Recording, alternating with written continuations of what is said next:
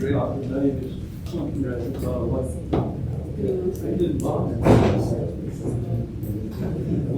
I got a kick out of Deb Okay, talking about how you have a hard time finding a place to stay locally, Well, like a rehab. oh, they lobby all the time, I mean, rehab and all that. Well, she said that she was all. It's just, I mean, doctors, I mean, it's just, you can't get back to the routine. Yeah. I'm ready? I'm ready. First, we're going to call this regular sewer authority meeting to order. We'll welcome everybody that came tonight. We've got a good presentation. If you would, turn off your phones. And when the train comes, we'll take a break. That generally happens about halfway through a meeting. So just be prepared for that. If you would, stand with me for the invocation of the Pledge of Allegiance.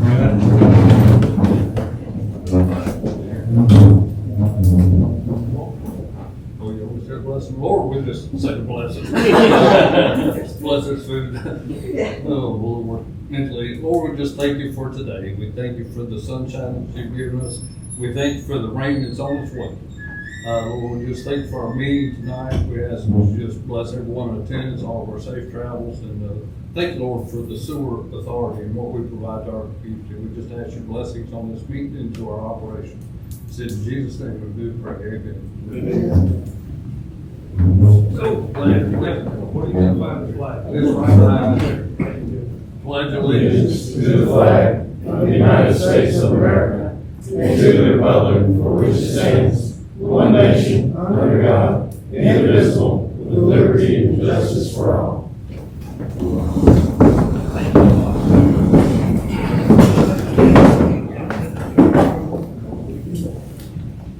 You'll note the absence of Mr. Mower and Mr. Bronson. This time, we'll go ahead and open up a public session. Do we have anybody who'd like to speak? Mr. Hall? What's better than a hot summer afternoon down south? Maybe a cool. Listen, I'm gonna just raise this. I sent this in email form also to all of you. I'm basing this on the concerns from the Walhalla restaurant owners who attended the town hall that you all had on June 24th.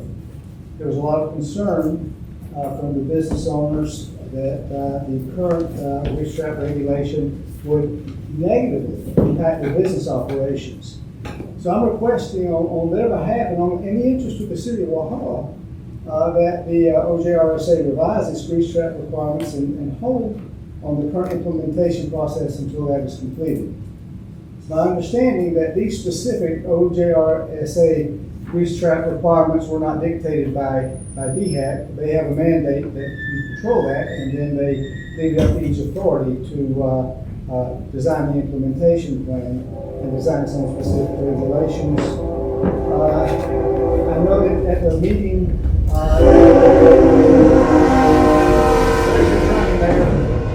Always show up.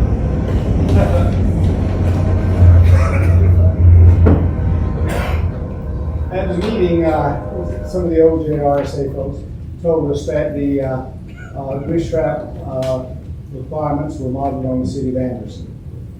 And I pulled up the city of Anderson one, of course, and it was far less stringent than the one that Walhalla's restaurant owners are having to face right now.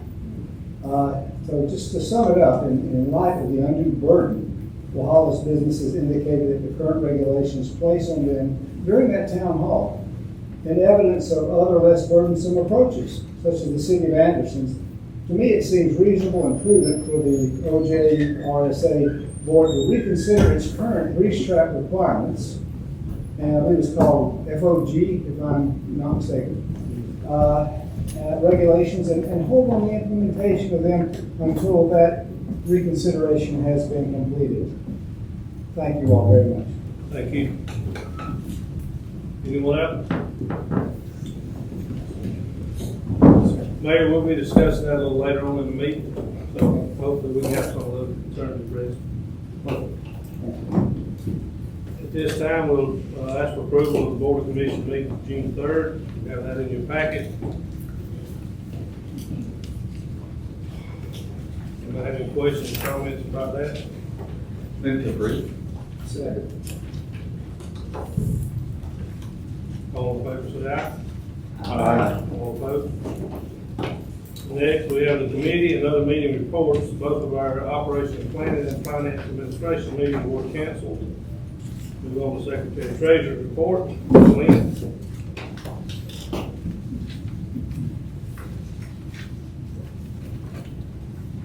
Okay, we had a total of $10,564,983 in all the accounts of cash and investments. If you look at, in your report with the graph is in your packet there. If you look at the R&M account, retail operations and maintenance, it's kind of high, but we had two checks that have not cleared the bank, including one for $978,000 for Don Morgan Construction, Pay Act 10 on Sewer South project. And we also have another one for the same project for $2,458 to utility land. In addition, we purchased 2 CDs from the wholesale impact fund that will actually settle tomorrow, or settle on the 3rd. So that'll bring that account down as well. The backup account, we did reconcile the accounts for the month. However, Susan Stamey is out of the office until July 8th, so she couldn't provide me a reconciliation letter, so she's supposed to be giving that to me after the returns. So I'll forward that to everybody who wants to get it. And then we have no CDs maturing until August 7th. So that's my report. Do we have a motion to approve the report? Make a motion to approve the report. Second. Motion second, any discussion or questions? All in favor, say aye. Aye. All opposed?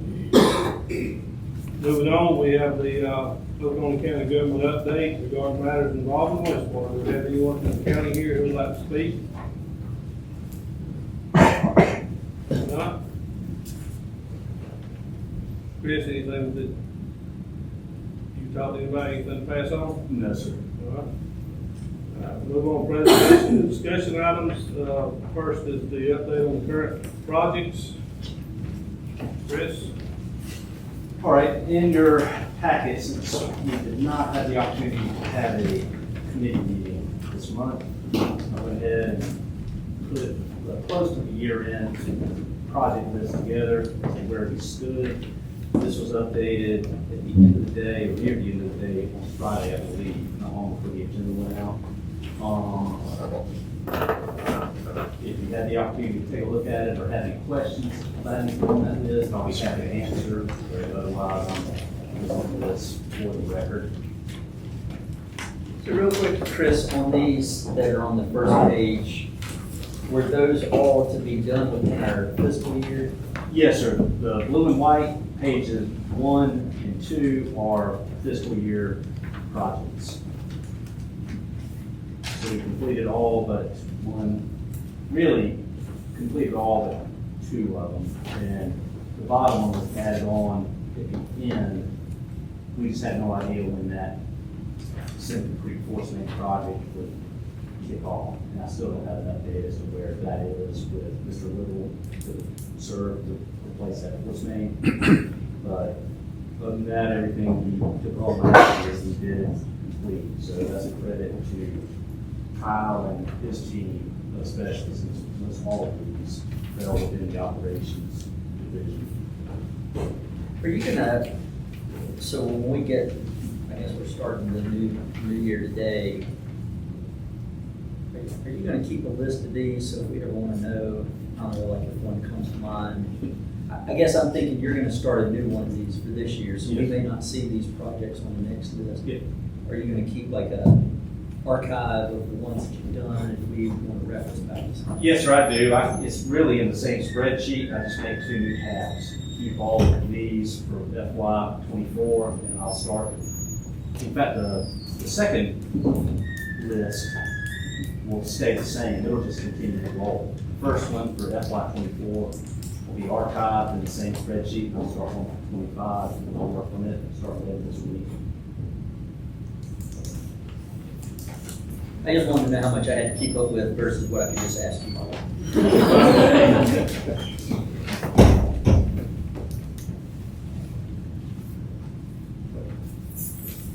Any questions about anything? You know, I'll touch on Sewer South in a bit. We have already seen that little attachment to the agenda for Sewer South. Ready to move on?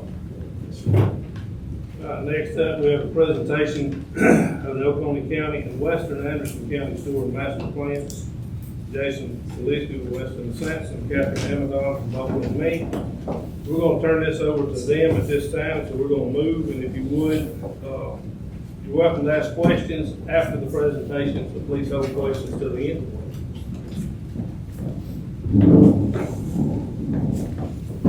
While they're getting situated, a couple of quick housekeeping things. If you have come late, we just would love for you to sign in on the sign-in sheet over here.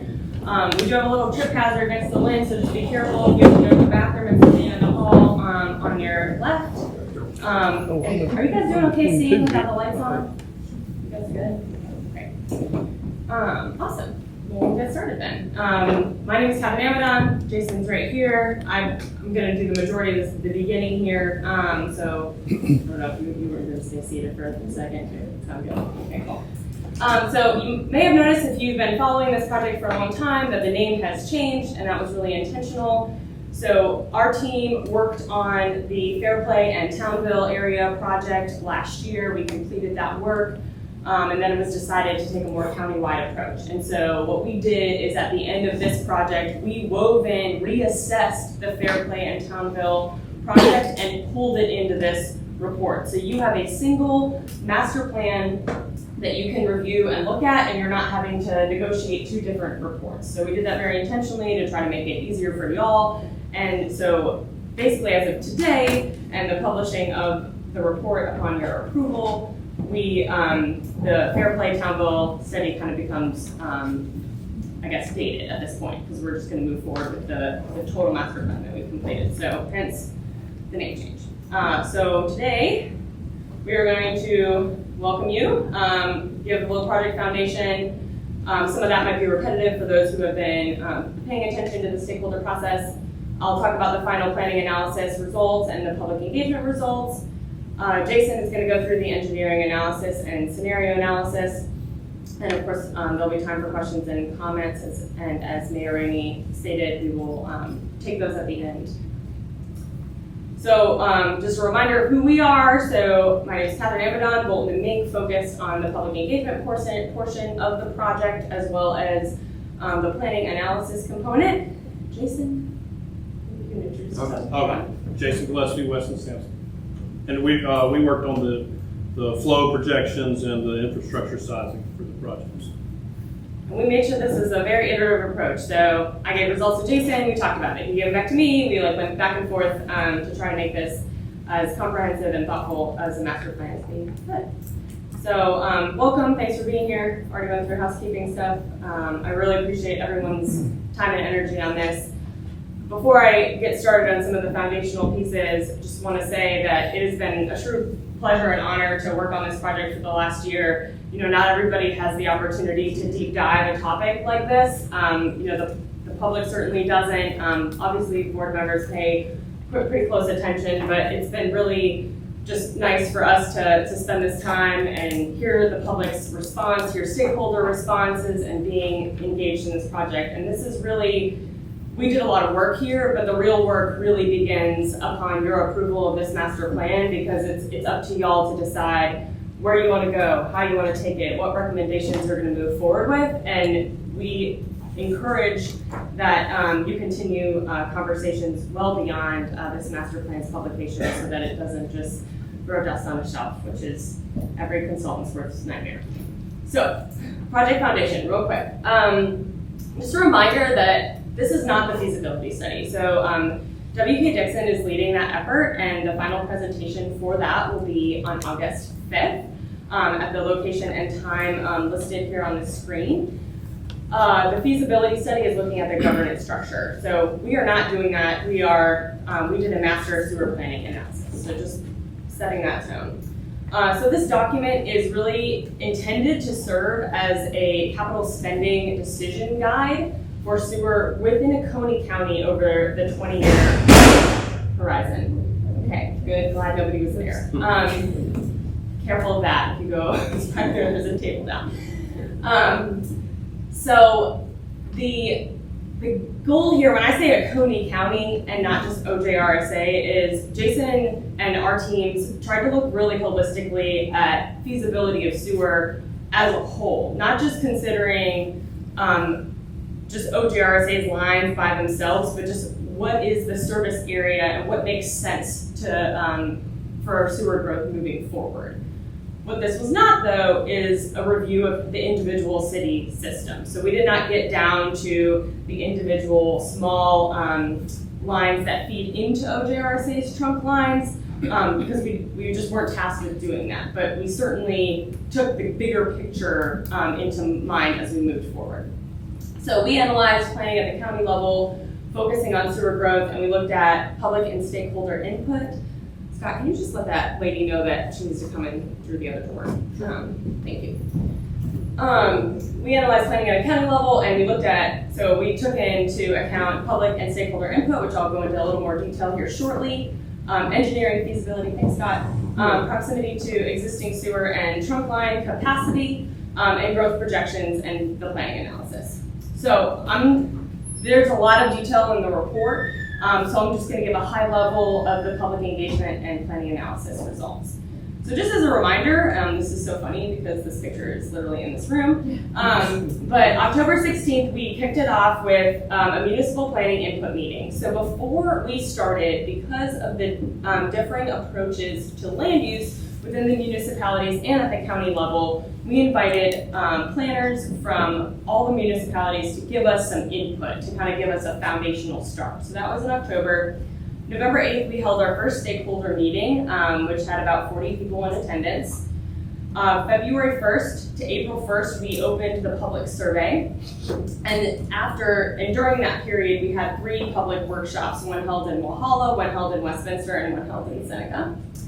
And then we held our second stakeholder meeting May 22nd to review the results and receive any last minute thumbs up, thumbs down feedback from the stakeholder group. And then here we are today on July 1. So I want to go over some of the high level survey results. First of all, we did get 382 completed responses. We can't claim that that's a statistically significant 95% confidence because we didn't do a true random survey. Random surveys, you have to do mailers and get people to mail them back to you. But what we did do is post this on boosted posts on social media. And so we know that we reached over 7,000 people with that post, which is really awesome. Lots of foot traffic on the website, and that's really how we got these responses. So assuming that we didn't have biased results, which we feel pretty confident about, we did have a 95% confidence level with these results. What was great is 98.5% of people were folks who either reside or own property here in Oconee County. And so we were really getting folks that are local responding to this survey and not random people outside. This is a breakdown by zip code of where our respondents came from. Not so surprisingly, it was relatively concentrated in our Triangle region where our 3 bigger cities and obviously West Union are located. And then of course that southern portion also garnered some response. A little less up by the mountains, and you'll see we did not receive from 2 of our zip codes. And then just a breakdown just so you can kind of see, really mostly we're full-time residents. You can kind of see we've got some business owners, property investment owners, some agricultural folks, and then open space or vacant property owners. But really the majority, another one trying to get in.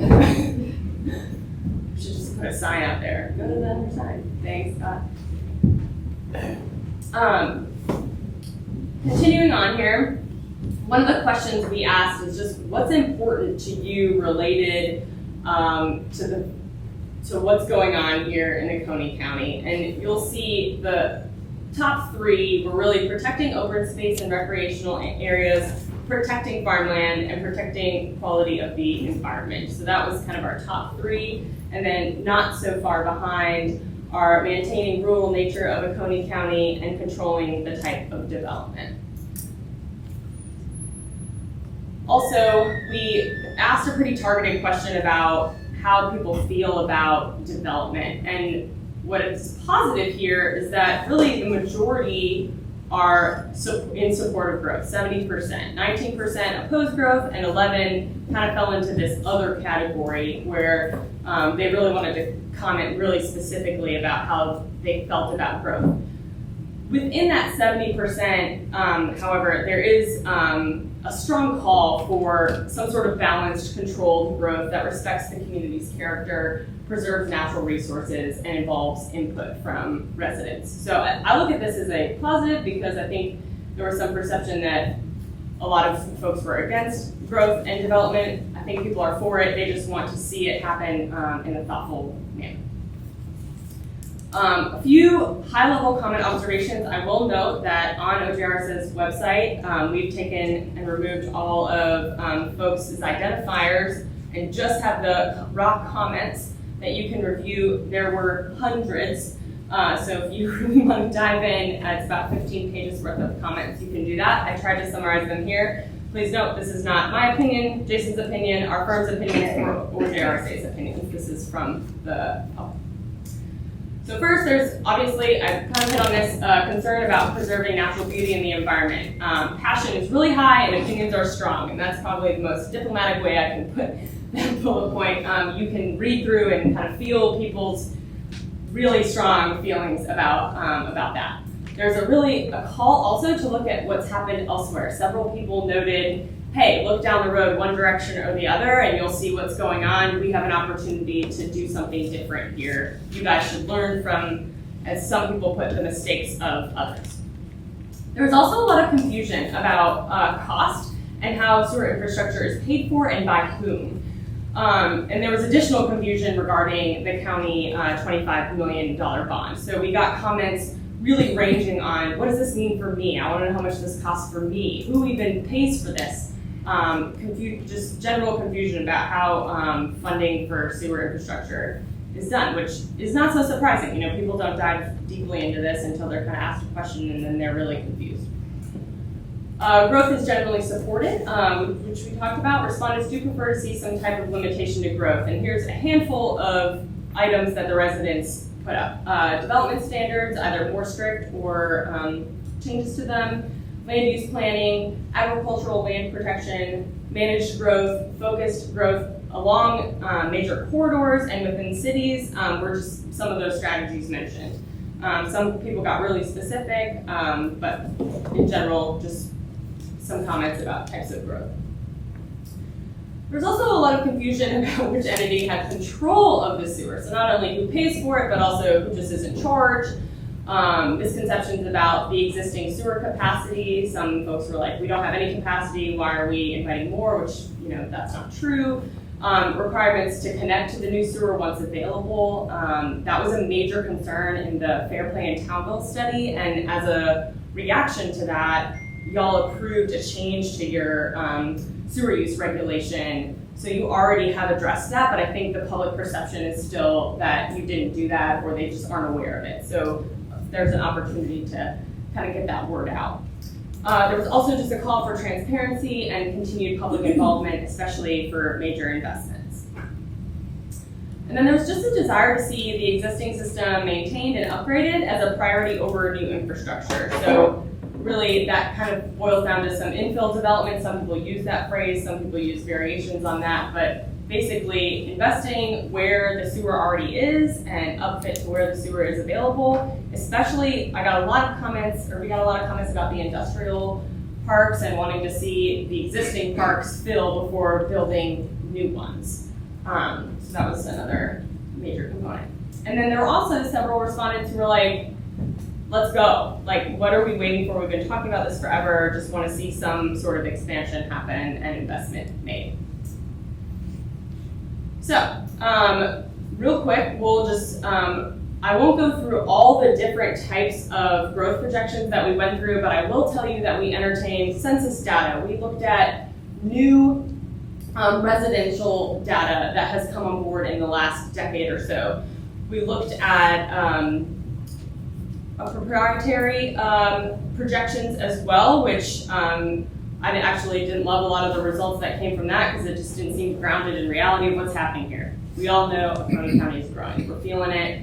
And so what we ended up doing is doing this household growth model. And so those first two numbers, the 78,000 and the 83,000, that is the existing census data. So 2010 decennial census and 2020 decennial census. And then what we did, Oconee County was gracious enough to share over the last 8 years where new growth has happened. So we looked at 2020 to 2024, which gave us our baseline because our starting year is this year for this study.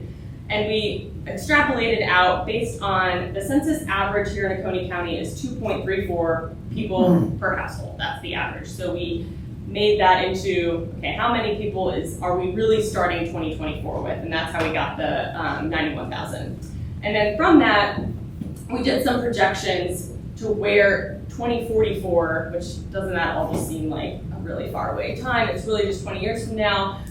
Where do we think that could go? And then those households, we then, so that does equate to 29,009 total new persons in the next 20 years, if this growth trajectory is accurate. So then what we did is we kind of equated that to, well, where do we think that growth actually might occur? And so we tried to, rather than look at political boundaries, we wanted to look at drainage boundaries. So we looked at HUC, which is the hydrologic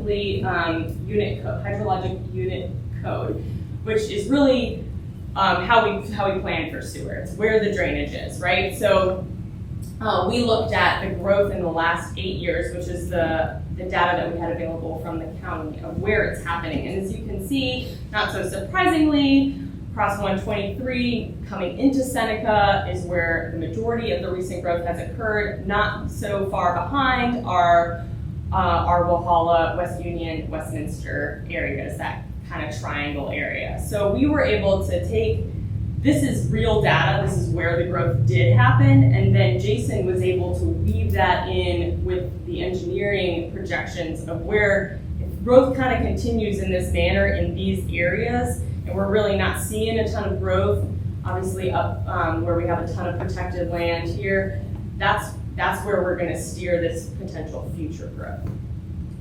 So what we did is we looked at, this is a very complicated visual, but what you're seeing here is rather than look at the parcel level, which can become very personal, we kind of pulled ourselves out and looked at 50-acre hexagons, which is what these little shapes are, and kind of said, okay, what's happening right now? What's the land use today? Which we looked at data from Oconee County's comp plan, and where do we think it's going to be 20 years from now? And so we looked at the recent growth that's happened since the comp plan, because the comp plan was published in 2019 for Oconee County. So we try to kind of catch ourselves up to 2024.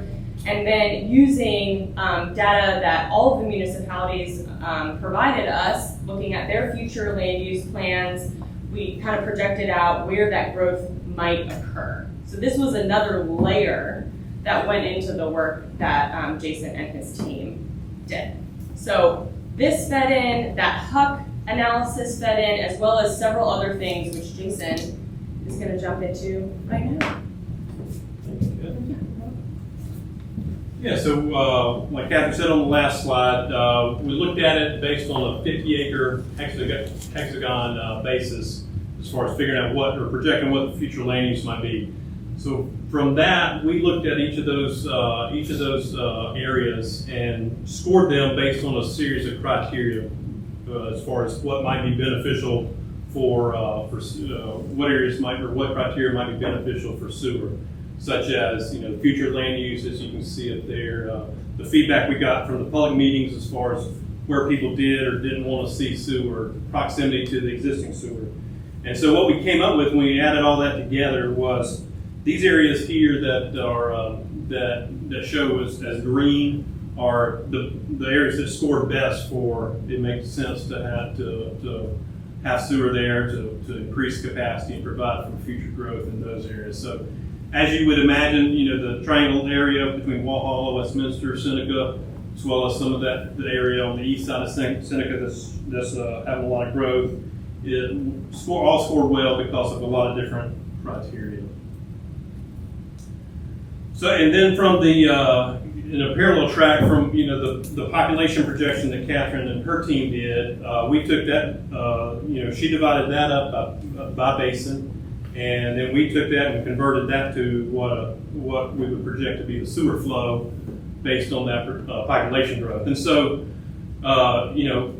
there's some growth that would happen within each of these basins, but obviously the area along the northwest, above Highway 11, also some in the southern part of the county aren't projected to grow as much. And so we kind of zeroed in on these 12 basins shown here that we saw as having more than 100,000 gallons per day of growth or of future flow.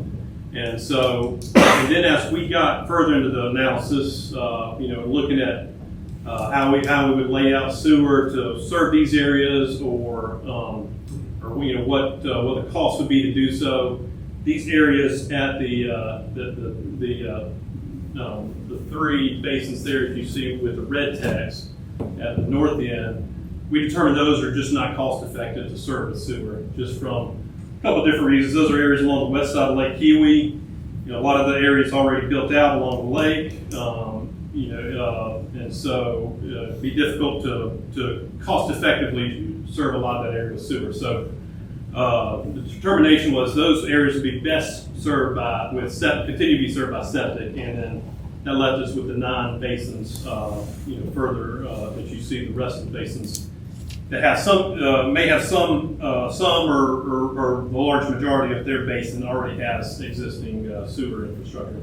A couple of those that we would, I might point out on the southern end, the purplish basin at the south end that's got the 263,000 gallons per day of sewer.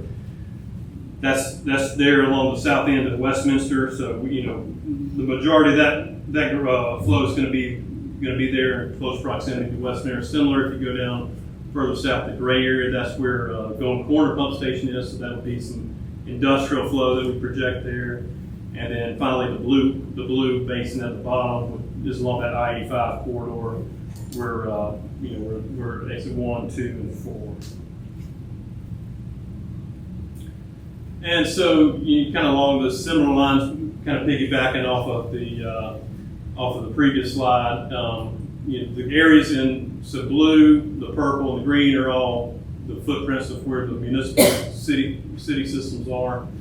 The areas in gray would be areas that could be served by some of these capital improvements that we would be projecting over the next 20 years. So a lot of that, kind of filling in the hole there between the 3 cities, Seneca, Westminster, Walhalla, and West Union. Also, like we mentioned earlier, the area along the east side of Seneca that's shown a lot of development and growth on that side already. So, so the thought is OJRSA would provide the trunk lines, the larger lines within these areas, larger pump stations, things like that, and then the municipalities, the development community would be able to fill in the gaps as needed for with the smaller infrastructure. Going back a couple of slides where we talked about the flows. So what we projected over the 20-year study period was that OJRSA would need about 11.7 million gallons per day of treatment capacity. And currently, their permitted capacity is 4.6 MGD as far as what DPAC allocates to them. And so a good bit of growth with over the 20-year period. And so, and then the OJRSA's plant permit is rated for 7.8. So we've got another 4 or so, 4 MGD above and beyond of what we need with the existing plant. So what we wanted to look at too was where does it make sense to, additional capacity is needed for sure. So how does it make sense to best serve that, or provide for that capacity? So we looked at, in addition to upgrading the existing Conroe's plant, which you can see there in the middle of the map. We also looked at if you built a plant at Martin Creek Pump Station, which is OJRSA already has a pump station there. It has a good bit of land, so that would be a feasible alternative to build a second plant if that made sense.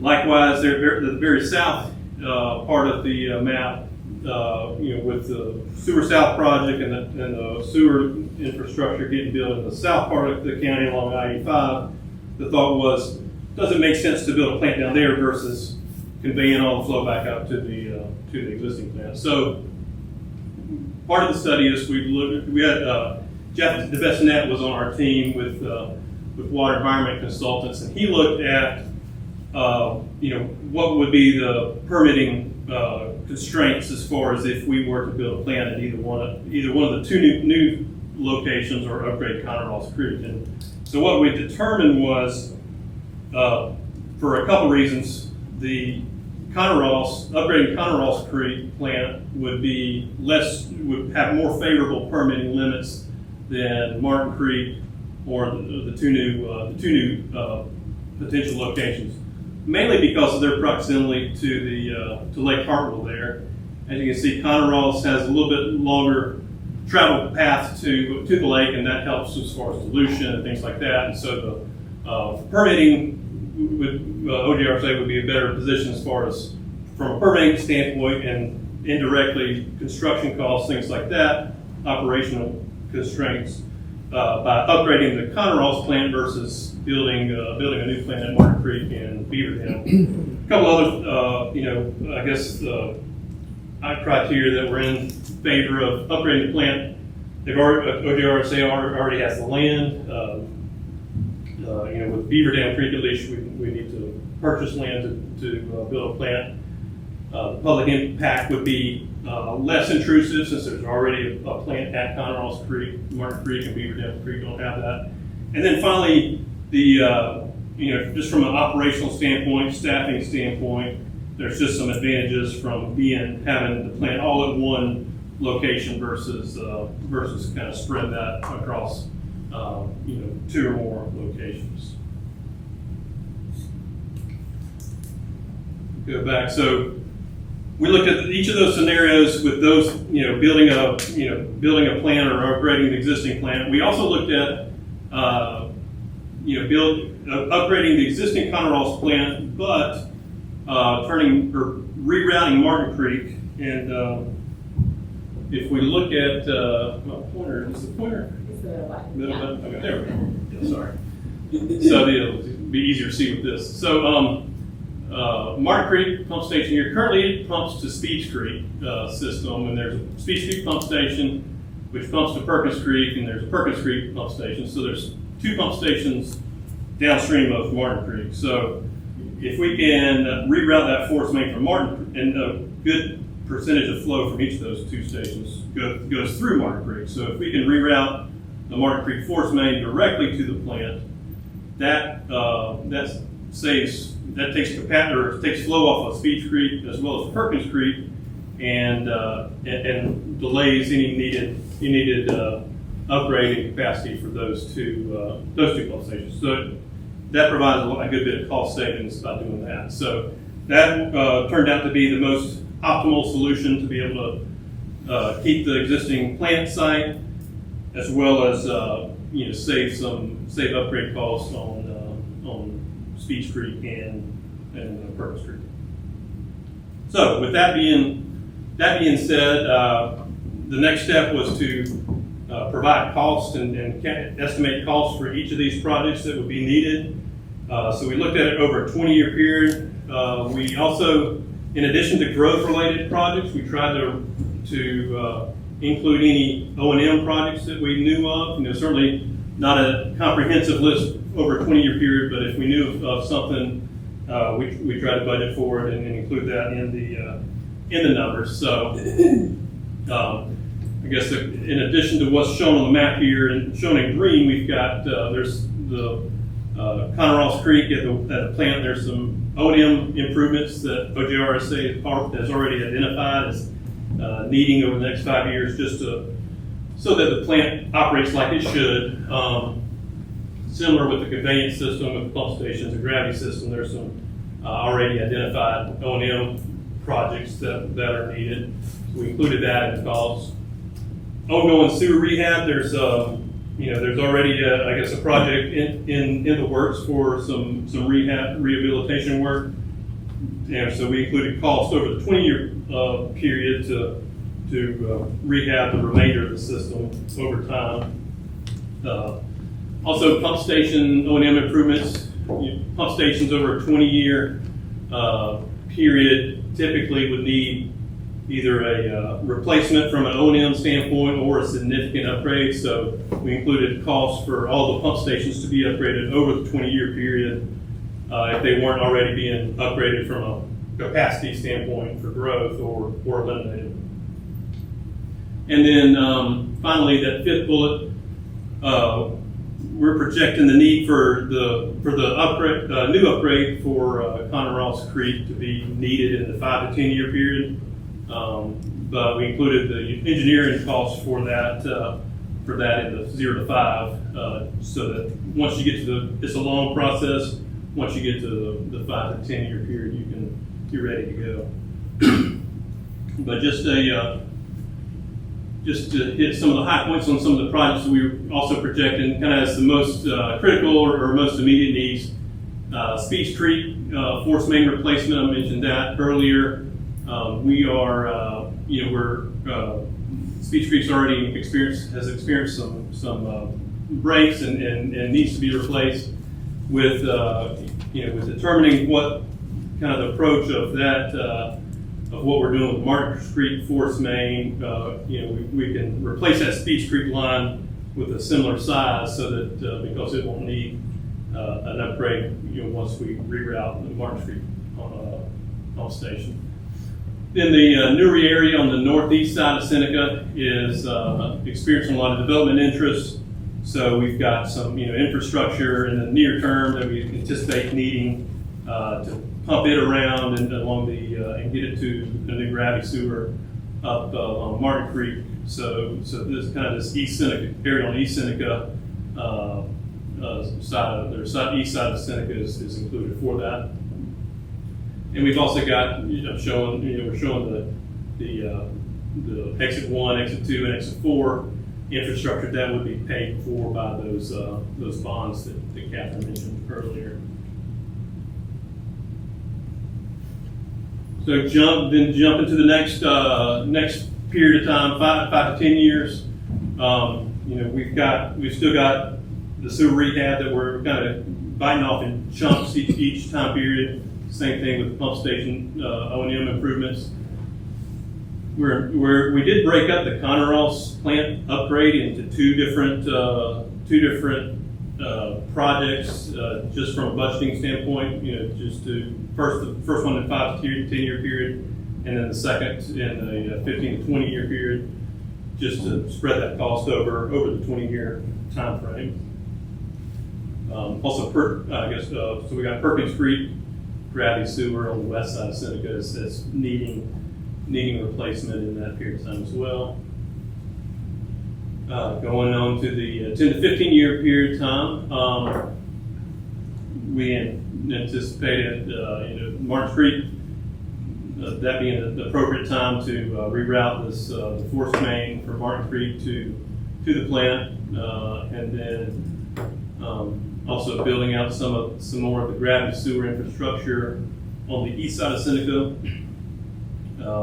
And then also in this area on the east side of Seneca, we've got 4 pump stations existing, and those can be eliminated with not too much gravity sewer, kind of taking them offline. And so going from 4 pump stations to 1. And so, or five to 1, actually, we're eliminating 4. So that would be an O&M improvement as well. And similar with Richland Creek gravity sewer, on kind of this middle area between the 3 cities, as far as providing additional infrastructure through that area, and also taking take a pump station offline as well. And I should mention too, I mean, demands change, or situations change, demands change, so these projects could move in, accelerate or move out further depending on how things develop. But the intent is to give OJRSA a kind of a budgeting and a roadmap to go forward with. And then finally, the last 20-year time, or last 5-year time frame, 15 to 20 years. We've got a few more, just building out the remainder of the projects that we were projecting to meet this growth. Some more infrastructure on the east side of Seneca, some needed upgrades in Flat Rock, downstream of Flat Rock pump station, a few gravity sewer upgrades in Westminster, and then also gravity sewer to the south down to West Hope High School that would provide some additional sewer capability in that area, as well as take off an existing package plant there in West Hope as well. And then this is just the composite of all 5 of those, or all 4 of those 5-year periods. And then, then I think. Could I ask a question? Sure, yeah. Could go back to, so as you go back through those slides that you had there, I think in the very first one, for the first 5 years, you've got the Conross Creek upgrade engineering in there. Mm-hmm. But then I never saw a subsequent mention of the actual plant upgrade. Yeah, so that would be in the next 5-year period. Yeah, so we show it there. Yeah. So how much of that 71.4 is plant upgrade? Let's see. I knew you would ask me that. I believe that's about. I think for each upgrade was a roughly 45, 50 million, if I'm not mistaken. For each million gallons? For each of the 2 upgrades, so about 45 to 50 million. The first go round, 5 to 10 years, 45 to 50 million in the 15 to 20 year. Was there a reason that you didn't? I'm nitpicking on Yeah. you, Jason. Is there a reason you didn't list the upgrade in your green box there? I mean, you've got the other things, but it isn't showing. Yeah, so this is how that 71 breaks out. Yeah, how it breaks out. Yeah, so this was just a summary of all of these each time. But yeah, we've got that in the report just for simplicity. I guess we had. Okay. Yeah. So it's in your. It's in the report. And then the sequencing of each of your 5-year blocks, that seems more. I know you had a couple of things in terms of the sequence that I guess I would have thought would have been in a different timing. Mm-hmm. This was just your best guess. How did y'all? Yeah, that's a good question, Kevin. So really, we kind of looked at it from, I guess, first, what is, related to like a consent order or compliance issue would be number 1. That's where, if we're looking at the 5, the 0 to 5, a lot of these items here on the green box that weren't identified on the map are related to that. And then I guess second would be those improvements that are needed to meet an impending growth need, or in like the Newry area would kind of be a good example of that. To be able to have that infrastructure in place to be able to meet that need. I'm sorry for interrupting, but when you say impending growth need, I was kind of seeing since the end of 2022 until now, impending growth need has moved. we've had different projects come up. Some would have been in one location and then they got cold, and in another place they got warm. I guess Newry's probably the hot spot right now. How did you determine, or how did y'all go about calculating what current impending need? Right. So how we did that was, we've got, a list of projects that have either been permitted and not built. And I think we've got about 500,000 gallons of projects just in that category, that we're aware of, maybe that people have contacted Chris about. And so that kind of informed a lot of those, what would be an impending need. And then beyond that, it's more kind of going back to what Catherine had talked about before. It's like, where do you see growth happening in certain areas? But really, that impending need is more of where we know of specific interest or a lot of hits as far as what information Chris has gotten, or some of the cities as well. So did you take into account, and I'm not being critical about asking sure. this, I'm just curious, did you take into account, and I'm stuck on your phrase, impending need, Yeah. that the impending need could have a significant movement down to those 85 areas, because, I see Jamie Gilbert's here, and Jamie, glad you're here. Jamie has had some constraints with being able to market some of those locations because he hasn't had the ability to offer sewer. Well, once he's got the ability to offer sewer, those could become some real hot spots. And they aren't currently permitted or anything like that. They're just, I guess I believe once that sewer is connected and is operational, that stuff is going to be very marketable. And Jamie is good at what he does. He's going to get some businesses down there that maybe right now aren't permitted or even contemplated. And as we've seen with the other projects that the OEA has brought in, there are some that are very minimal wastewater users, and there have been some that have been quite high. I was just wondering if you took any of that into your calculation. No, and that's, I guess, one reason why we've got some of this I-85 corridor projects slated in that 0 to 5 year period, and that's Okay. that's the bond money. So that would be a separate pot of money. But we anticipate that those being built in the near term as well. So I guess the challenge for us, and I'm almost asking this question, no wrong answers here, Jason. We could end up needing to put more of our resources down in 85 area, for lack of simplicity, sooner because of what I just said, that land becoming usable, versus where we may already have needs up in the 3 cities. Yeah, I think it's a continual kind of recalibration too. As things, as conditions dictate. I think part of the challenge with sewer is that it's hard. You can't get something out there in 2 weeks. So you kind of gotta.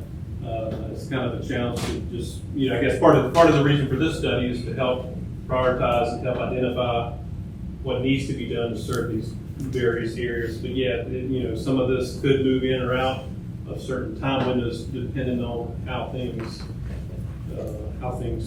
happen. What's your suggestion? I think you mentioned this to me. How frequently do you recommend we dust this off, Catherine? Oh, we'll get to that. Okay. She gets paid every time we dust it off, so she's gonna say every year. No, we're thoughtful about it. I will just add though, so in projecting the flows related to multifamily or single family res, like that was a little bit more predictive and easy to feel comfortable with to some degree. When we looked at the past industrial flows, especially what's happened in the last decade, we couldn't rely on that. So what we did instead, because I said, Jason, we can't look at this data. Like, it's not gonna be indicative of what happens. And so we met with Jamie and we looked at all of the existing industrial parks and we allocated flow, which to your point, it's a little bit of a crapshoot. You're like, oh my, that was great, man. I knew I'd get a sewer pun in here. It is because you're saying, oh, this might be a heavy wastewater user, it might not be, right? And so there's a number we had to assign that's somewhere in the middle to assess for industrial flow by those basins. And so we did that with Jamie's input. Okay, is that in the report? It is. Mhm. Okay. Yeah.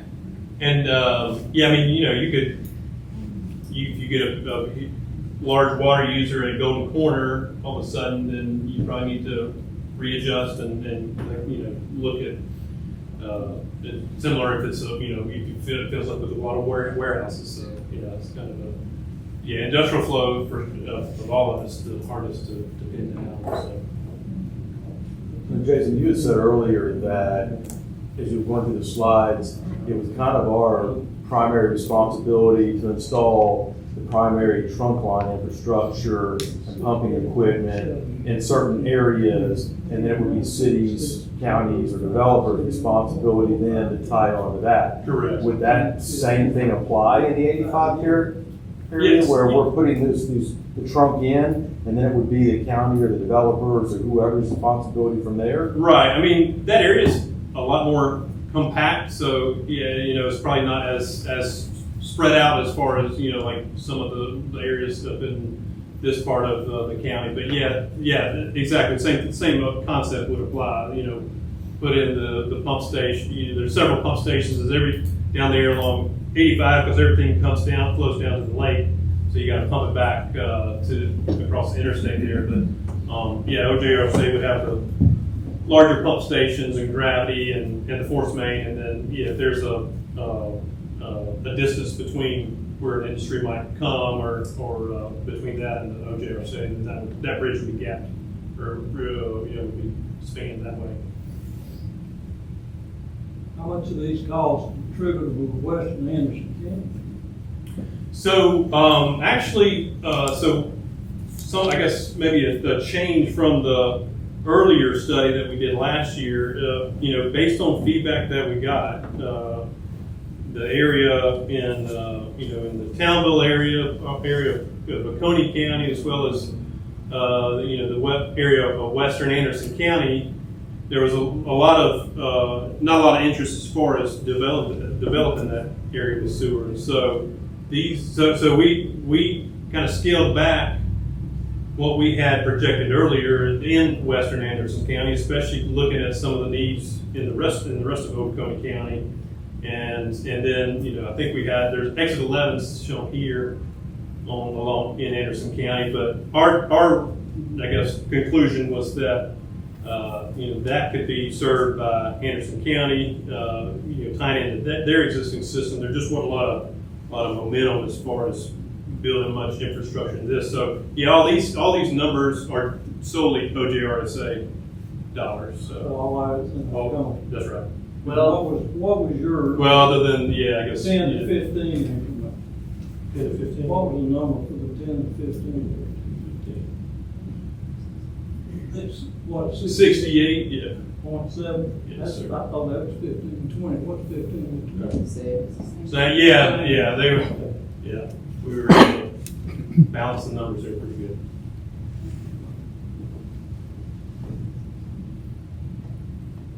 Well, now, did you do that on purpose? Did you break those out in the different 5-year increments to try and? Try to balance it, yeah. I mean, you know, with some of the bigger projects, you can't do it all the way, but yeah, we try to front load it when we could, you know, just because if OJRSA got a check for $300 million, they'd probably be willing to spend it right now, you know, to address all this. But you know, try to front load it a little bit if as you see, if you go through it, 89 to start off with, and then 71, 68. So yeah, try to balance it as much as we can. But we knew there was a lot of needs in the first 0 to 5 years we wanted to try to budget for.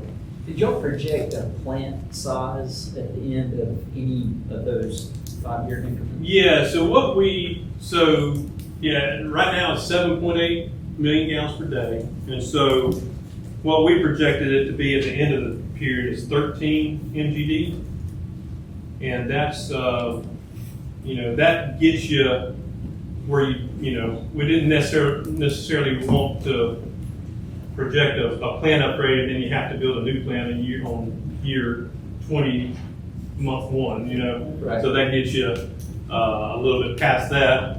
I guess as far as once you get into preliminary engineering of a plant upgrade, there's you could look at where there may be a more optimal size or that makes sense for the footprint you got and things like that. But for budgeting purposes, that gets you through the 20-year period as well as not having to upgrade again.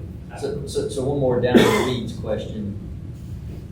What was part of your calculus to get the 13? So that got us so the need was 11.7, and I believe that gets us to, 90%, 11.7 I believe is 90% of 13 if I remember right, but or 80, maybe 8%. But we didn't want to, as far as you wouldn't need you would need to start your next plant upgrade with 90% of the permitting capacity. I'm sorry, I should have been a little bit more clear. How did you arrive at those being the numbers? How did you get to 11.7? Oh, well, I'm sorry, yeah, 11.7, yeah. So if we go back, so there was, a lot of that, this is kind of a summary of all the new flow by basin. So basically, there were 4 or 5 different, I guess, things that that got us to 11.7. About a half a million gallons, as I mentioned before, was permitted projects that aren't on the books yet, but have been permitted or that we know of. We assumed about 900,000 gallons of industrial flow within the basin. That was about kind of just based on the properties that Jamie has, and assuming a 1,500 gallon per day per acre is kind of a good rule of thumb for that. So we were assuming some industrial flow, and then this growth that we're with the 29,000 people that we're projecting, the flow resulting from that. And then, there's a few, handful of large developments that we knew of that, that we also, not necessarily that were permitted, but we kind of provided some provision for as far as, future projects that could occur. Did you list those out in your report, or is that just something that had in the back? Yeah, it's listed out in the report, yeah. Also, just to get even more to the weeds, because it seems like you want to go there. Any of the basins that weren't getting a ton of flow, we just automatically assumed that they were going to stay on septic, because that's going to continue to be a viable wastewater solution. Particularly in the western part. Particularly western, northern.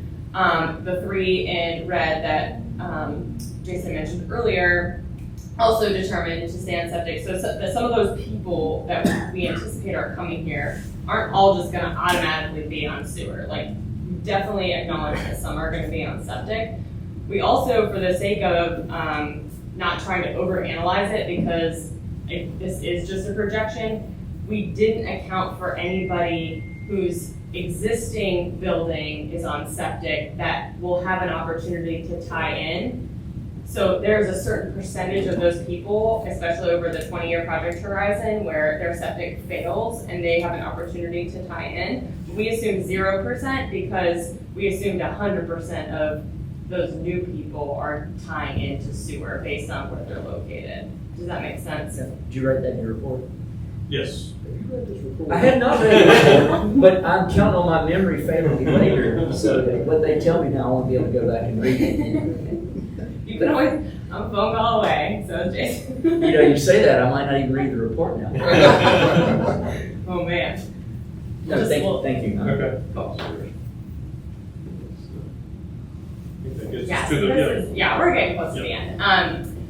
So high-level recommendations, we have detailed recommendations at the end of the report. I believe it's in section 7. We're going to assign we suggest that you assign a stakeholder group moving forward to continue the stakeholder process.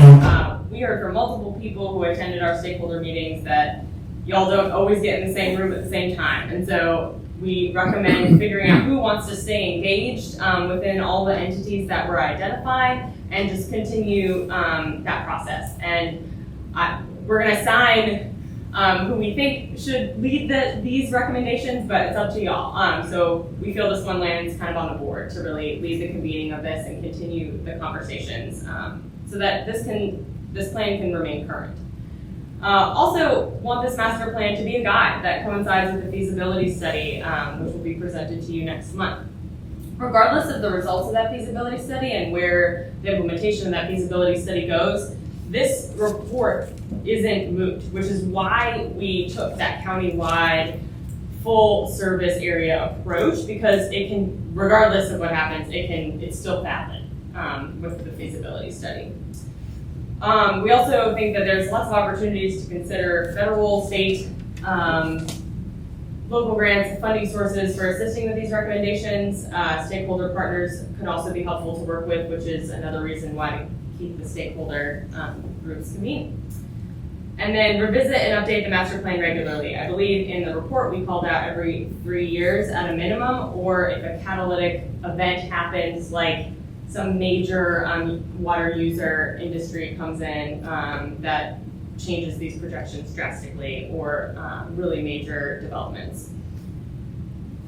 Land use regulations and build out. So it was really clear that folks were relatively verbal about their opinions about zoning specifically, but clearly there was some misunderstanding about what some other types of land use regulation could be. So we suggest a public campaign that explains the different types of these land use regulations, like buffers and agricultural land protection, that isn't just strictly zoning, to get some public buy-in for a path forward. So OJRSA, we recognize you are not the land use regulator here. However, there are folks that sit on the board that have the ability to change land use regulation. So it would be great if Oconee County led that in coordination with the municipalities. Also, at a minimum, if you don't want to really dive into that, just generally suggest, and I think this came up at several stakeholder meetings, just where do y'all want to remain rural and stay served by septic or existing package plants, and where do you want to grow? If you can just kind of give that general, those general areas, that would be really helpful for OJRSA. So again, that's a county and municipality driven question. Also, thoughts on considering an incentive program for infill development that makes the best use of your existing sewer service area. That needs to be retail provider driven and applied equally both inside and outside the municipal boundaries would be our recommendation, so that it's just treated the same across the county. And then a potential revisit of the current zoning and future land use plans based on public input. So you have the results of the 382 responses. All the municipalities have access to that. It's publicly posted at this point. And so it's an opportunity to kind of look at those, go back, look at comp plans, look at future land use plans, and just do a little gut check. Like, are you following those or not? So that's definitely a county and municipality recommendation. Ms. Catherine? Yes. Going back to the infill comment you have in your report, did you guys evaluate available developable acreage surrounding existing infrastructure to give us any indication of what type of future growth can be accommodated within our existing infrastructure footprint? Did you guys factor that in at all? We did not. So my understanding is GMC has done some H&H analysis for y'all, and you have some identified trunk lines that are at capacity and some that have space. And so we could certainly partner with them to do a deeper analysis, but some of the work or some of the upgrades that Jason noted help take care of those capacity issues. So it's kind of like, what do you do first? If you upgrade this line and all of a sudden has more capacity, then that conversation looks different than if you wait to upgrade that line 10 years from now, right? that would be an interesting evaluation, right? Yeah. So existing infrastructure, whether it's at capacity or can be expanded to incorporate new capacity, what's the developable acreage look like around that, right? When we could do that based on, and I would honestly recommend waiting until Walhalla is done with their comp plan process, incorporate Westminster's new zoning, which I don't know what the status is on approval from. We've adopted the future land. You have, okay, so incorporating that, I think that would be a good question to ask. As soon as Walhalla is done, I think that analysis could be done, and we would more than be happy to help you assess that. So you used the phrase H&H, what's H&H? Hydrologic and hydrology analysis, so your flow. Okay. You threw it in there like Sorry. everybody knew what H&H was. Sorry, I know, acronyms are the death of. Thank you for asking that question. I was gonna be like everybody else and pretend I knew what it was, but it's curiosity. Okay, and then we have some infrastructure. Sure. Yeah, so as far as infrastructure goes, just a handful of recommendations as well. We talked about the upcoming need for Conroe's Creek plant expansion. Typically, that type of work takes 5 or 6 years. Once you get started to when you can get it in place. So, we would recommend you start that preliminary work in the next year. Obviously, if it just to get you get ahead of the ball on that. There's also the potential to be able to we mentioned before or early in the presentation. The permitted flow for the plant is 4.6 MGD currently. That's based on a certain, certain flow per house, 300 gallons per day per house or per commercial establishment. There are ways to, I may be jumping ahead. Yeah, there you go. I was talking about the fourth bullet there there is potentially a way to look at what flows you actually are seeing, and you may be able to gain some capacity by doing that and delay that needed upgrade a little ways. Yeah, going back to that second bullet, there's some operational things you can do, perhaps to maybe gain some additional capacity without having, that would be more cost effective than building a new plant for the same amount of flow increase. So, we would recommend looking at that in the near term as well to see are there low-hanging fruit that we can do to gain a little bit more capacity. So similarly, be able to delay a new upgrade a little bit. And then third bullet there, look at ways to as far as the conveyance system, the OJRSA conveyance system as well as the city systems. To reduce the length of time because that causes hydrogen sulfide issues, and to be able to look at which can have corrosion and safety consequences. So that can eat away at the system and cause a lot of O&M problems that can be costly. So that would be another recommendation that we recommend undertaking. And we referred to DHEC through the presentation, but as of today, it is the SCDES. So it's a different split off. And that stands for? Department of Environmental Services. And the other part of it was the health services. They just split it in two Right. places. Yeah. So ironically, this is the first day of the new notation. Yeah, as luck would have it, it's literally today. So in the report, we reference DHEC a lot because we're referencing policies or things that they've written, and we have been informed that it's going to take at least like a year for all of DHEC's policies and reports to change names. So we had to honor what it actually is today, but anything referring to the future and working with the state agency, we refer to as DES, and we've clearly outlined that under the acronym section of the report. So we try to avoid confusion while also being clear in who the entity was that you would be working with moving forward.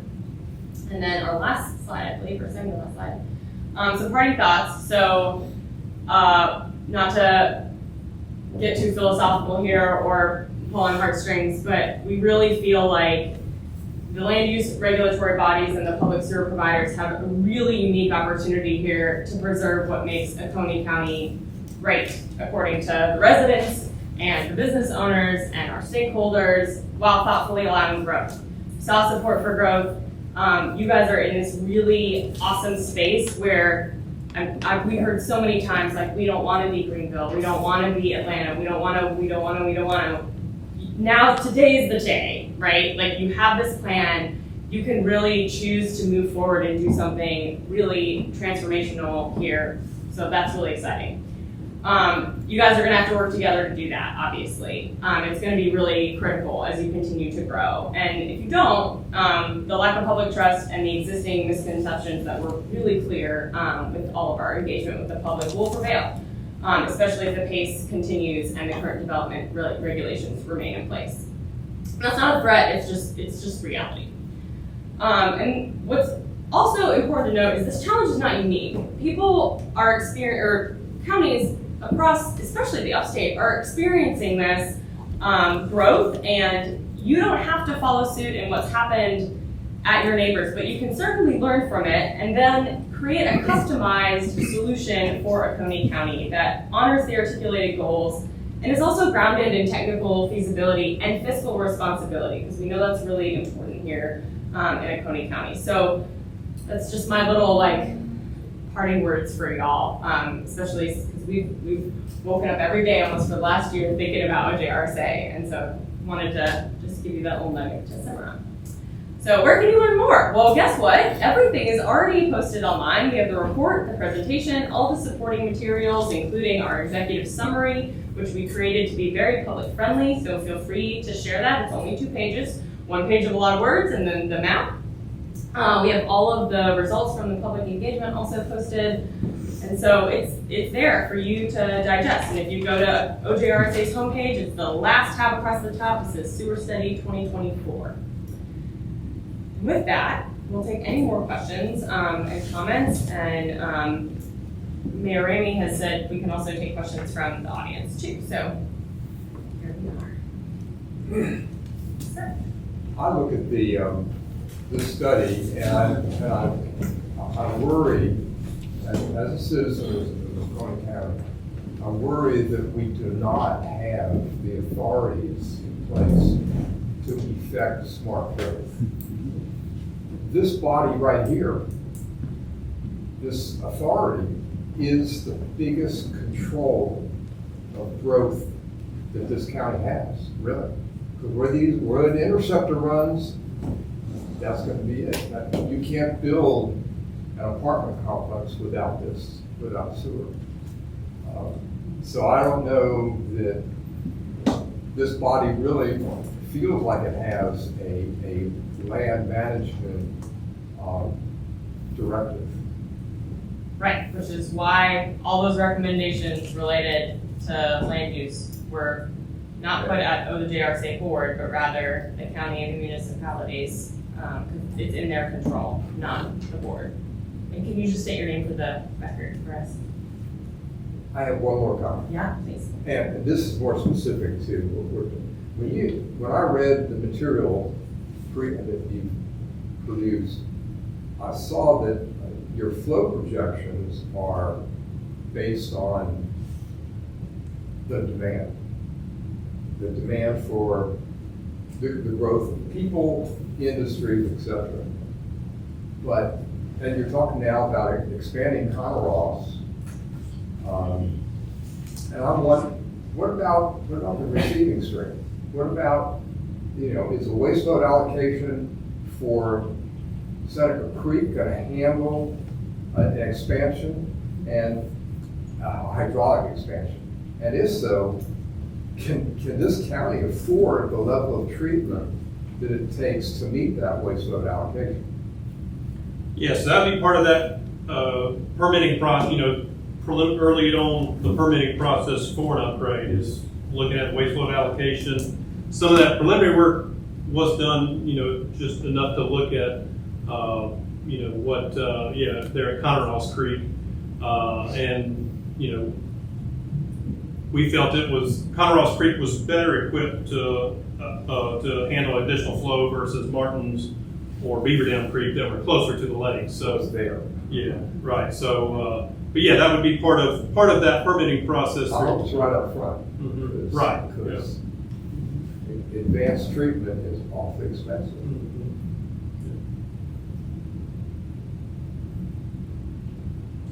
I may have missed it, but I don't remember seeing a cost number for the 5 to 10 years. That's a period. It was 71. Yeah. Okay. And your name, Yeah. sir? Sir, can you state your name? What was the 89.5 with the 0 to 5, 71.4, 10 to 15 with what? 68.7.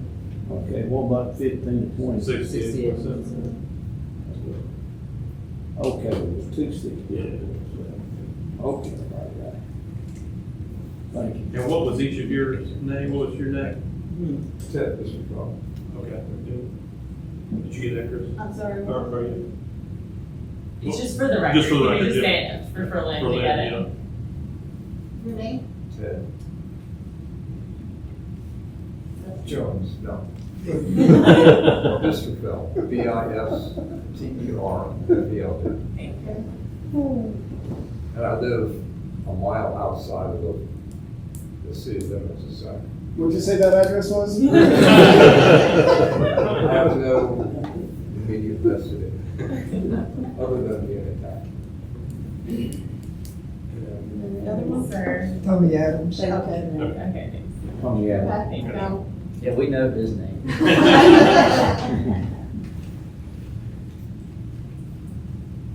Any questions? Y'all did a good job. Thank you very much. Anyone else from the board have any questions? What y'all gonna think about tomorrow? If you've been thinking about this every day. One question for you. The information that's on the website, that has been updated to what you presented today? That's Very correct. good, thank you, Yeah. very good. And we've got hard copies for the board. Yeah, that's fine. Yeah, It's so- great on the yeah. website. so. And we'll, also, Catherine and I will both be at the next board meeting in case, and available for questions in between. So, Yeah, please don't hesitate to reach out. Thank you all. Thank you. Great job. All right, let's give them a hand for The check in the mail, by the way. Do you want lights on? Yeah, we'll turn the lights back up. Okay. Turn it off. Yeah. Yeah. Get a second to move it. Could be light. Is that good? Yes, ma'am. All right, this presentation, a lot of good information. They're gonna, present this to the county council. No, sir, this is just for us, the last one. Could we get this to the county council? They have access to it. It's already, I put it on the website earlier today, and they've been made aware of the meeting we were having today. Just need to make sure to email them a copy of it, and let them know it's there. Do that if you would, that way they'll be informed. Yeah, no, next, move on to retail sewer service operations agreement with Oconee County.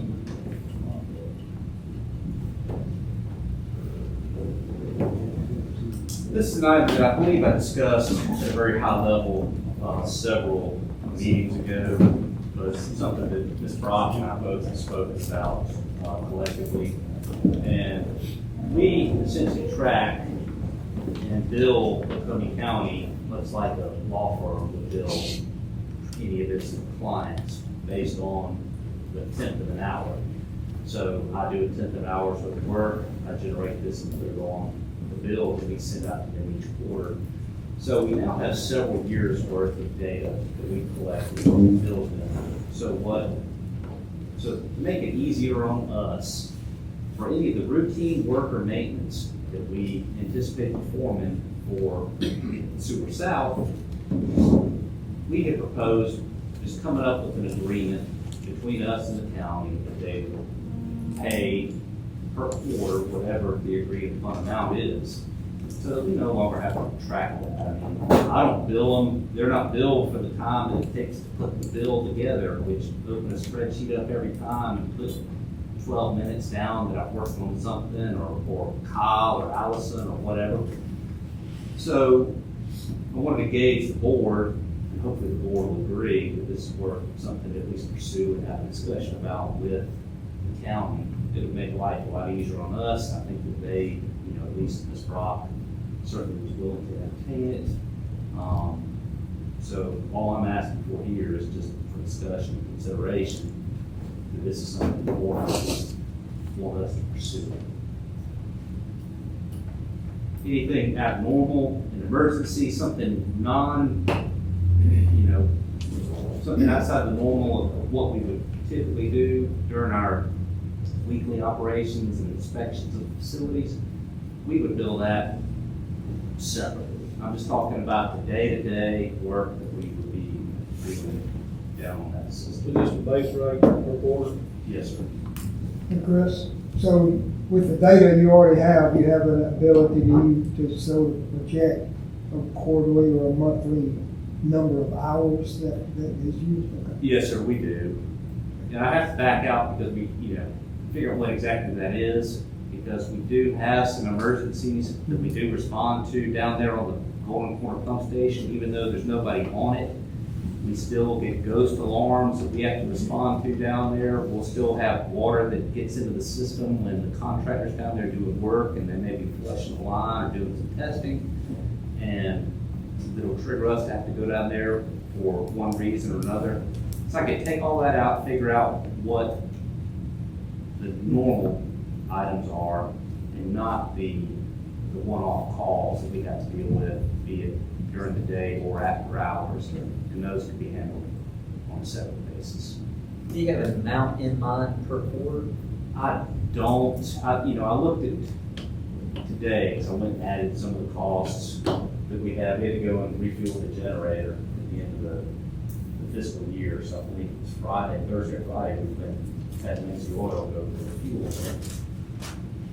So I think through today, it's roughly in the $15,000 for the last quarter range. But I do know, I think Kyle, we had a few calls down there this quarter that were kind of out of the ordinary. I know we've had several alarm calls down there where the contractor was going down there and cleaning lines, or they had a plug break loose or something like that, where we didn't know what was going on. All of a sudden, we see the pumps are kicking on, and we we weren't notified. So we dispatched thinking there's something wrong with the station. Turn out there was nothing really to it. So I could back those out. Those costs are factored in there. So your agreement, what's it gonna look like? Is it just a standard contractual services agreement with quarterly amount? Yes, sir, it would be. And when I was at REWA, with the collection system department there, we had an agreement, a similar agreement to operate the town of Travelers Rest's collection system on, and it was done, I believe it was on a quarterly basis as well. And it was for a fixed amount, the same type of thing. Emergency calls, I think they were billed separately. If there was a pump that had to be replaced or rebuilt, they were billed for that separately. It was only for the routine work that we did up there, the work that would be scheduled to do per quarter. So I might have missed it in some of your explanation. You do or don't have an amount you would suggest? Not at this time. I was gonna hold off and find out if this board was willing to at least consider us looking at that. Then I would take the time, because that would go into the 6-minute increment, right? To figure out what that would be, then get that information. Well, if you look at the cumulative wealth of attorneys, it obviously works. Present company included. He's the best dressed guy here. Not saying it's not earned, Mr. Brent, not saying it's not. So right now, my technician that goes in our weekly, he fills out a checklist, spending time doing this document, his time, the vehicle, the mileage, all that. So that's every week plus a monthly. So all that will be basically taken out that they have to keep up with and do. I'm just do it. I mean, do you need approval from us to work that deal? Well, eventually it's gonna have to come to an agreement that the board is gonna have to authorize entering into with the county. So, Yeah, the board's gonna have to be involved with this, so there's no need to even pursue it if the board isn't willing to consider entering into this agreement. Well, to make this formal, then I'm gonna go ahead and make a motion that you continue your discussions with the county to make this happen. I second The data you use now is prior to sewer south coming online and the Commerce Park being graded out, so is it not gonna change a lot? It'll probably change, I mean, and we're sure it's gonna change. But, you know, we're gonna have to start operating that system, phase two. We're gonna have to start operating that system during the day. It's not gonna be the exception like we do with Golden Corner, which is to go out there after hours and do it. So we're gonna just plan on catching Golden Corner, doing the maintenance, the O&M work that we do now every Monday after hours, and just do it during the workday. We're gonna have to figure out, you know, over the course of the next year or 2 years, we're gonna have to figure out about staffing. Are we gonna be able to do it with the staffing that we currently have, or are we gonna need more staffing? Now, I think that Ms. Brock, they're not gonna hold her to this, but my understanding was that they're open for additional staffing for us as well, as that system is built out down that way. So I think it's gonna be, is it, you know, much like the study, as it continues to grow down there, we'll be able to identify what we need to be able to keep up with the work that is being generated down there. Make your life simple. We anticipate as this new system goes online, as we're seeing now, and as you probably noted in that exhibit regarding that, there's gonna be hiccups and there's gonna be, you know, troubleshooting, especially early on with us learning the system, you know, getting all of the kinks and getting it fine-tuned to where it needs to be. So we anticipate more responses down that way, more work earlier in the project. And as we get those ironed out, then we should have a fairly new system. We shouldn't have a lot of calls down that way. You know, not having the clean lines for, you know, several years at the very least. Hopefully get the kinks worked out with the electrical systems, with the pump stations, and the area system's gonna have. Right. Well, I think everybody's on board with that. You don't need to vote for that, do you? Well, there's a motion and a second. It's not under action, I would listen to it. We need to vote on it. Okay, call for a vote, then all in favor say aye. Aye. All opposed? Next, we move on to action items. Review May and fiscal year to date financial reports. All right, typically this is an item that goes before the Finance and Administration Committee, but since they did not meet in June, we bring it before the full board. This is to vote on and consider the monthly and year-to-date revenue and expenses report. Do you mind giving us, just sometime in the next week or so, or no, maybe wait until you get the June numbers to see how it broke out by city? You know, you guys have made that report. As far as the revenue, do you still send that out? You Yeah, I send was that out? waiting for West, we haven't done. Okay. West Union. I'm just interested how we settle up after 1 year doing it in particular. And I did speak with, I called West Union Friday, and they stated that it went into the mail either Thursday or Friday, so people are browsing. We say that every time you call us. It looks like you did pretty good projections here, Chris. Thank you. Yeah, the numbers were really good. Now, the trend I'm seeing from March through the numbers I got so far through, I guess it's May, March through May, the base numbers, the number of customers has increased across the system. The flow is down across the system. I think you're gonna see the flow go back up. Well, I think your billing flow is gonna go back up because our water consumption has been up with the dry month or so we've had. That's been the interesting part to look at, is to look at the trend across the whole year, because we've never seen this before, based on the way we've always billed in the past. We didn't, we really didn't care. We weren't involved and didn't even know how much flow the customers were using that peak, or how much was being billed for sewer. So this, our first go around with this and learning, I think pretty soon we'll have the first year's worth of data with that. Move to approve. Second.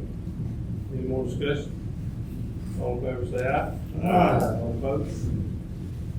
Next, approve transfer of all but $100,000 from retail operations and maintenance fund to the projects and contingency fund. Okay, so now that we're approaching the end of Sewer South Phase 2, and I don't foresee this necessarily being something that comes about this month, and it may not come about in July or August. But as you can remember, the Oconee Joint Regional Sewer Authority, we took $1.5 million and we set it in a dedicated, at that time, we made it a restricted fund, if I remember correctly, to pay for expenses, construction expenses associated with Sewer South Phase 2. It was later unrestricted by the board, as you can see in Ms. Stevens' monthly Secretary Treasurer's report. But we still keep that $1.5 million or so, try to keep that amount in there. Well, once this project is completed, then what I'm seeking here is to take that $1.5 million plus the interest that has been accrued in the investments associated with that fund, which I believe Ms. Stevens says is in the range of around $45,000 to $50,000-ish. 47.5. Take those funds, transfer those to the project and contingency fund. While leaving $100,000 in the retail operation and maintenance fund to cover those expenses that we incur over the quarterly basis until we're able to be reimbursed by the county. Whether we have the agreement in place or not, we still bill them on a quarterly basis. Also, at the end of the project, to satisfy Oconee County as well as this board, we are projecting or will have a third-party accountant provide a statement confirming the proper amount that we will return to the counties. So the counties had to front us money because this is both the grants we have received are reimbursement grants from both RIA and EDA. So the counties had to front the money, and at the end of the project, we'll receive all the money that's remaining from, I think we've received everything from RIA, correct? So it'll be still EDA at 90% project closeout. So we'll have excess money in there where the county is basically overpaid. And once we receive that reimbursement amount, there'll be an amount that will be sent back to Oconee County. Right.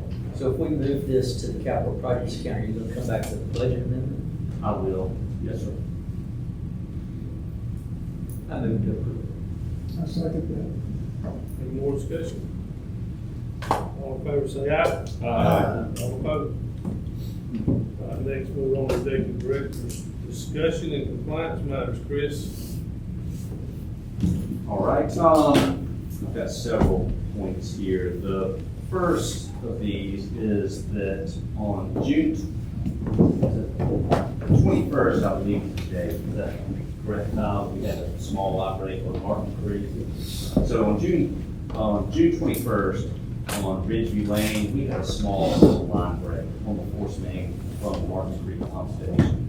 It was estimated that we had about 400 gallons that was not contained. It was absorbed by the soil. It did not reach the waterway. It did not meet the qualifications of having to report to DHEC, but I believe we still have a DHEC or DES employee here, and these records that we keep are subject to public information as well as to the DES staff. So we document anytime we have a release, whether it's at a treatment plant site or out in the field, we document it whether it's reportable to the public or not, or to DES or not. So we did have that. The cause of that, and this is something that is a little concerning to us, because this is the second one of these we've had, I think, in the last 3 months or so. is we've had 2 line breaks on that force main, and both of them appear to be the exact same root cause of the ones we're having on the Speeds Creek force main, which is external corrosion that has been determined to be caused by electrochemical corrosion cells.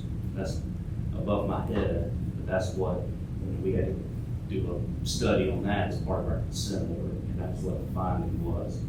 That piece of pipe that you see on the table in the boardroom that has the groove in the bottom, and you invert the pipe as opposed to the crown, which would be an indication of hydrogen sulfide. And we're seeing the same thing on Martin Creek. So again, a little bit concerning to us that we're seeing that.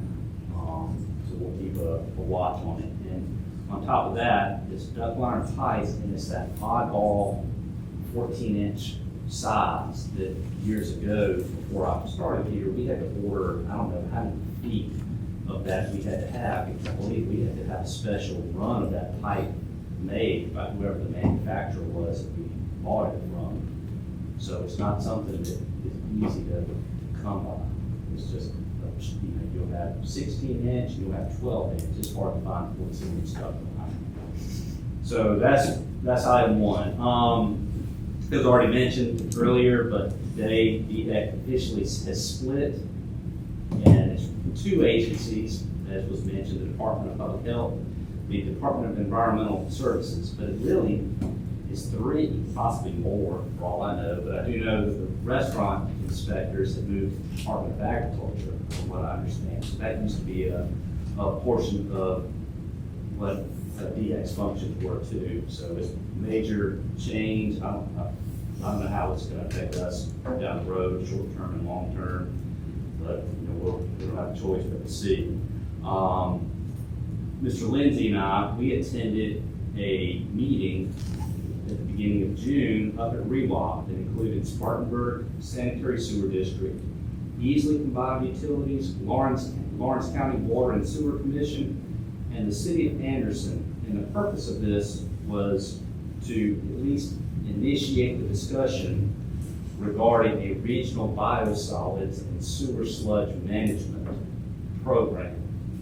Everybody that is in the business that we're in, especially those that landfill like we do, have seen costs skyrocket. They were $32 when I started here 7 years ago. They're, I believe, $90 a ton right now, and it's not slowing down. So there's at least some interest in looking at a regional program to handle biosolids, whether it's through some type of reuse program or whether it's a combination of that and or disposal. That's something that we are looking at, but looking at doing it in a more cost-effective manner than what all of us are having to deal with right now.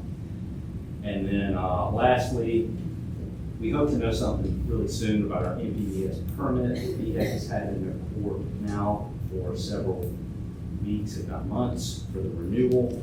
Our existing permit expires at the end of this month, if I remember correctly, but it will continue to become effective until we're issued a new permit. Now, I believe that new permit we have, once we receive the preliminary copy of it, it will be public noticed. Is that correct? So 30 days, I guess. So I remember, I'm trying to remember back to my days at DHEC, where I'd have to go and nail up a laminated piece of paper on telephone poles and post it in the post office or the library to put it and make it available to the public.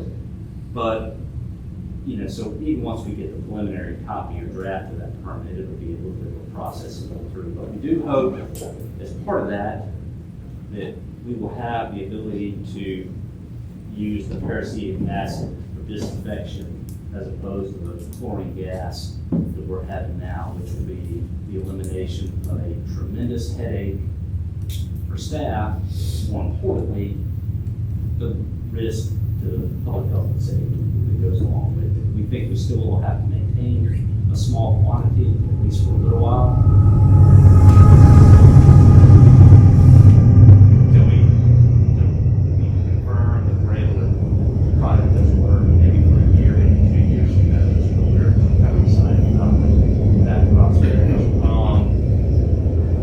adoption of the sewer master plan that Mr. Leslie and Ms. Evans presented moments ago. So, as stated, that was put on the website earlier today at that specific site. I'll get a hard copy of it later. They have to pass around to the commissioners. What I'll do is going to be on the agenda for the August board meeting for consideration to formally adopt that. Now, by adoption of that, we're not saying, it'll have to be worded just so that it's clear. We're not saying we're going to do anything in that plan. All we're doing is saying we're adopting that. That's going to be kind of our guidebook, because with that document, we're looking at using that as we spearhead and work with developers as to how they're going to construct subdivisions or other properties that eventually will connect to us. And we would like for them to do it in a way that if there's a pump station, if they have to install a pump station now, but it's in line with something that's identified in this study, to where it can still be eliminated with some of the work that has been proposed, then that will be the placement of where we want to see it. So that the watershed that was discussed earlier, the low areas, have it installed there as opposed to in a place where we would never be able to remove it. Because as was stated earlier, I think that pump stations are an absolute thorn in our side, and as we're having to work now, we can suffer and see the consequences of having pump stations upstream beyond our ability to control as well. So we really want to encourage or minimize these types of facilities if at all possible. So by using that document as a guide, we would love to be able to do that. Sewer South update. So Can I make a comment? yes, sir. Before you move on to that one, for us to adopt that master plan, because there was so much that was alluded in that plan that the county is more involved in it than we are. Would it be something we'd want the county to also, adopt? Just throwing that out there would they adopt some other master plan? I remember, there's so much in that report that was land use planning. Right. Celia, you may know this, would that be an appropriate thing for them to include in their next comp plan? I know the comp plan was recently done. I'm not going to try to speak on your behalf, but I do know it was very recently done. I was wondering if maybe adoption, if it was acceptable, that it is received and used, and that way it doesn't easy for them to see what's on the board. So definitely making sure they have it and use it as one of the tools. Catherine's ready to say something. Well, I'll just say, we addressed the comp plan in the report, and so there are several instances in Oconee County's comp plan that literally states that they want to work with OJRSA to plan for sewer. And we've outlined all of them there. So they've already stated they want to, it's just how you guys choose to move forward from this master plan. So it's there in their comp plan. It just requires action on y'all's part to participate with them in that conversation. Do you mind if I ask James a question? Yeah. James, when's your next comp plan update due, or 25. so next year, I guess? Yeah. And y'all will be working on it in this budget cycle now, or? A portion of it, yeah. Okay, all right, thank you. Yeah, I think we give it to them, and if they have it, it's up to them on whether they adopt it or not, but at least accept it as it is. there's a lot of money been put into that. Or even if they would acknowledge it in their comp plan update, that it exists and reference it. That's all.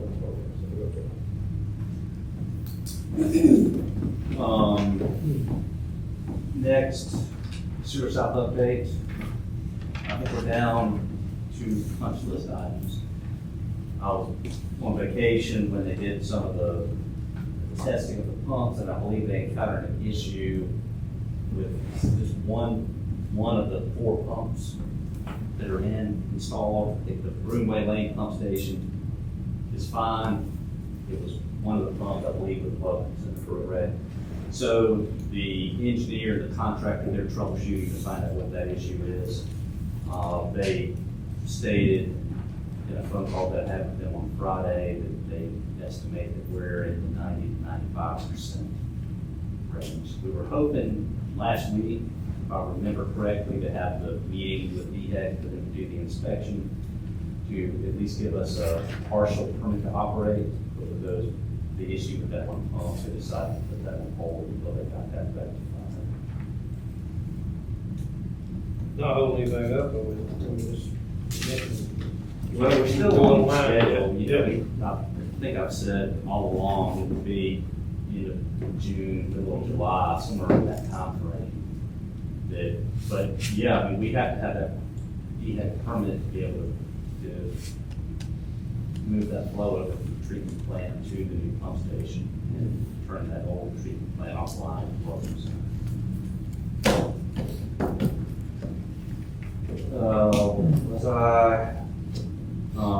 Before we move in, well, I may save this one, Mr. Chair. I was going to discuss the Batchel's and Breeze, but I imagine that's going to come up in the commissioner's discussion unless you want to go ahead and move that to this point. But before I forget to do so, I want to thank Westminster City for offering to host this meeting today. So I know Mr. Robinson volunteered at the FMA committee meeting, so it's been good meeting you. I appreciate y'all having us here. Glad to have everybody, we slow the train down, only we have 3 or 4 now. Kevin did figure that out. Yeah, let's go ahead and do the follow program. While we have you all fired up, I think that's what a lot of people here to listen. All right, so I received an email over the week, I guess it was Friday night, Saturday, from Mayor Hall with the city of Walhalla. And he was fortunate enough and gracious enough to be able to come and attend to state his case to the board. Did I understand that you had emailed the commissioners as well, or had spoken at least to Mr. Ramey, or? I spoke to Mayor Ramey a little earlier. Okay, so I wasn't sure how much, I knew you were aware, because you and I have spoken several times, including when I was on vacation, I believe, about this.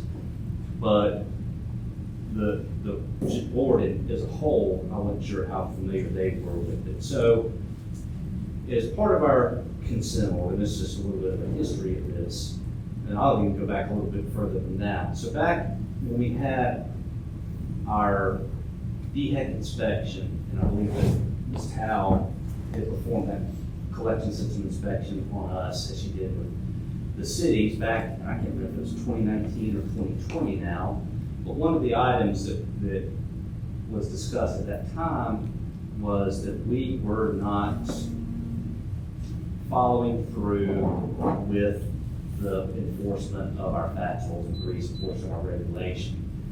Well, we had a small, prior to 2018, 2019, whenever it was that we did our last sewer use regulation, we had a small portion of our regulation that addressed fog.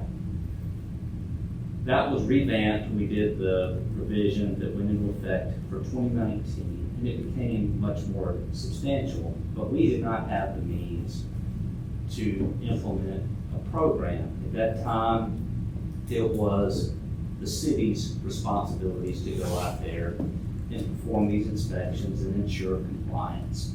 Well, as we continued to move forward, and then we got involved with the consent order, and then we had to develop the CMOM, it became apparent that we needed to take this program and do it ourselves because it was not being done uniformly elsewhere. So that was what was decided to do. I believe that was what came about in our CMOM that was required of us by DHEC. It submitted to DHEC as part of the consent order.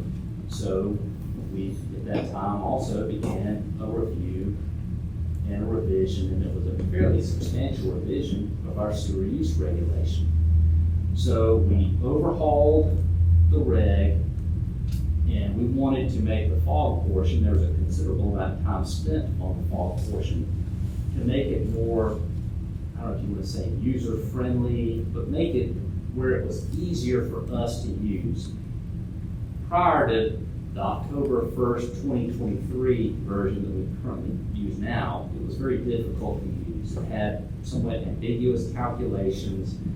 It did not treat facilities evenly, and it was just, just a cumbersome system.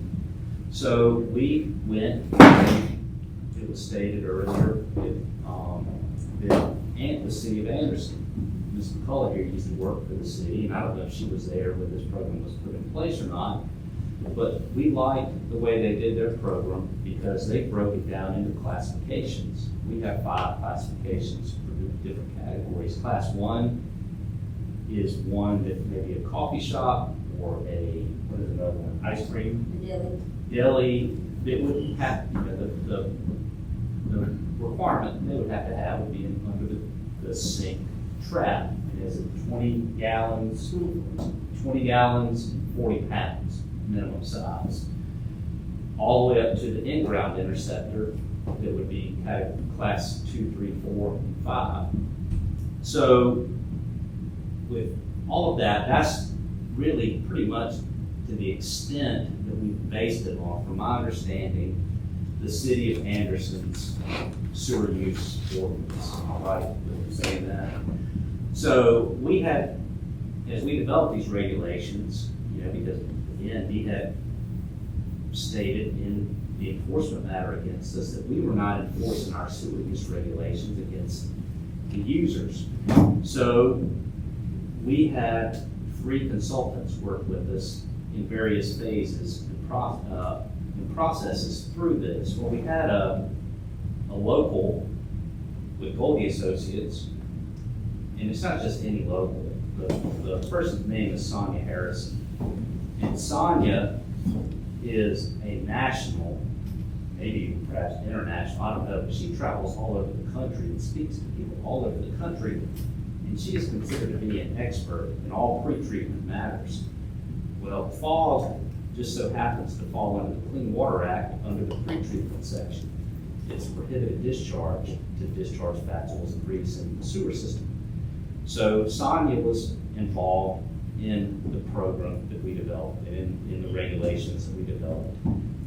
And it was my understanding, and I do for Allison to correct me publicly if I'm wrong for the record, that it was recommended as a best practice for cleaning of these under the sink traps, class 1 type trap, was 1 week minimum. And we could give a variance of up to 2 weeks, but in no case would we ever go beyond the 2-week time frames. So I think, from my understanding, that right there is what has generated much of the issue and concern that we have, is that we don't have the flexibility to mirror what the city of Anderson currently has, which is to let everybody go for a month. So I think that's why we're here today, is because of that. And we can continue that discussion as we move forward with it. So I'm not opposed to reopening the regulation. I've stated that to you, Mr. Chair. I've stated it to Ms. McCullough. I've stated it to Mayor Hall to revisit that if indeed the board decides we need to do so or should do so. It doesn't mean we have to change anything. It just means we open that back up. But I do say that if we do decide to open it back up, that we go and we continue to take the scientific approach and not just select, we're going to say a month just for the sake of it being a month's time.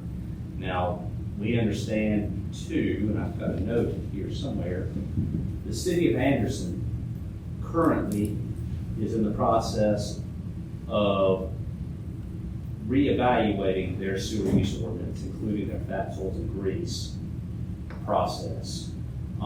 They are discouraging the use of any under the sink trap. But if they do install it, they are issuing a permit to all users that states when they have to clean it. So from my understanding, that monthly clean is gonna go away. And, you know, some facilities it may be a month, some facilities it may be a week, some facilities might be 3 weeks, I don't know. But it'll state in each individual user's permit what that will be. They currently already issue a permit to all food service establishments, and the permit is good for 5 years. When the ordinance is updated, they propose that they're gonna change that permitting frequency to either once a year or every other year. So that's Anderson's approach. They have one thing, they're looking at doing something else because they state what they have isn't necessarily effective. REWA, same thing. They've got a requirement, and I've spoken with Joel Jones, their chief executive officer, about this. This was several months ago. They're getting ready to do a comprehensive I guess what would you call it? Overview and overhaul of their regulation. And they've asked actually to see what ours was, so they've been provided with a copy of ours. But they state, they are very site specific too, but their states, it's either weekly, what is it here, weekly, monthly, or quarterly. Well, the quarterly is only gonna be for the in-ground units. That's what ours is too, isn't it? Quarterly cleaning for in-ground units. So under the sink units, is either weekly or monthly as of right now. Who knows what direction they're gonna go when they revise their regulation. So with all of that said, what I'm gonna propose, if it is decided that we do reopen the regulation for consideration, and this is something that I texted to Ms. Myers, was it last week, I believe, following their city's meeting with our staff and with some of the FSEs up there, was that we schedule a meeting with her, maybe Mr. Bronson, representative with the city of Seneca. But what we want to do is try to not have a forum, so any committee or board, so that we can have discussions internally. Myself will be there, have Allison there, have Sonny Harrison attend, and perhaps a representative from the city of Anderson and or REWA or some other utility that does have an enforcement arm with their program, and make a determination as to what this should be. Because, as I said, again, I'm open to the idea of revisiting the regulation, but I don't know that we go and just say we're gonna select and just do it once a month, just for the sake of doing it once a month. Because while 1 month cleaning may not be frequent enough and allow fats, oils, and grease to pass down in through their effluent and into our sewer system, if it's too much, you've got the creation of hydrogen sulfide gases taking place inside this facility. So if you allow them 2 month, 5 month, 6 month clean out schedule, then you may be creating a hazard inside the facility. So the device, if it's installed, it needs to be maintained, not just from the fog standpoint, but also from the standpoint of the creation of hydrogen sulfide gas, which, you know, not only is it a health hazard, but it also degrades infrastructure once it gets into the public sewer system. And that becomes a cost burden that's shared by all users. So what's the cost, what's the cost to change it that weekly, clean them out weekly? 150. 150? Yeah. That's if it, And that's to us, and that falls on us, it don't fall on them, and that's an extra cost to us. And I have a couple of questions I'd like to ask. Hold on, we're still in the official meeting right now, so we have to open it up. this is something as well, that the facility can clean it out. if you want to state, what is the cleanup process? It's something that can be done. It doesn't have to be done by an outside No, company. they can do it themselves, they could do it by shop vac, get a trash can, That's put a one liner in it, and put, kitty litter, and shop vac it out, or dip it out, whatever, and then wrap it up and throw it in the trash. They didn't have to document that for y'all. Yeah, just, what we ask is to document their cleaning schedule. That's what part of our inspection is, going out and seeing their cleaning schedule and seeing if it's effective. So we're not sending people out on a weekly basis to check it. Yeah.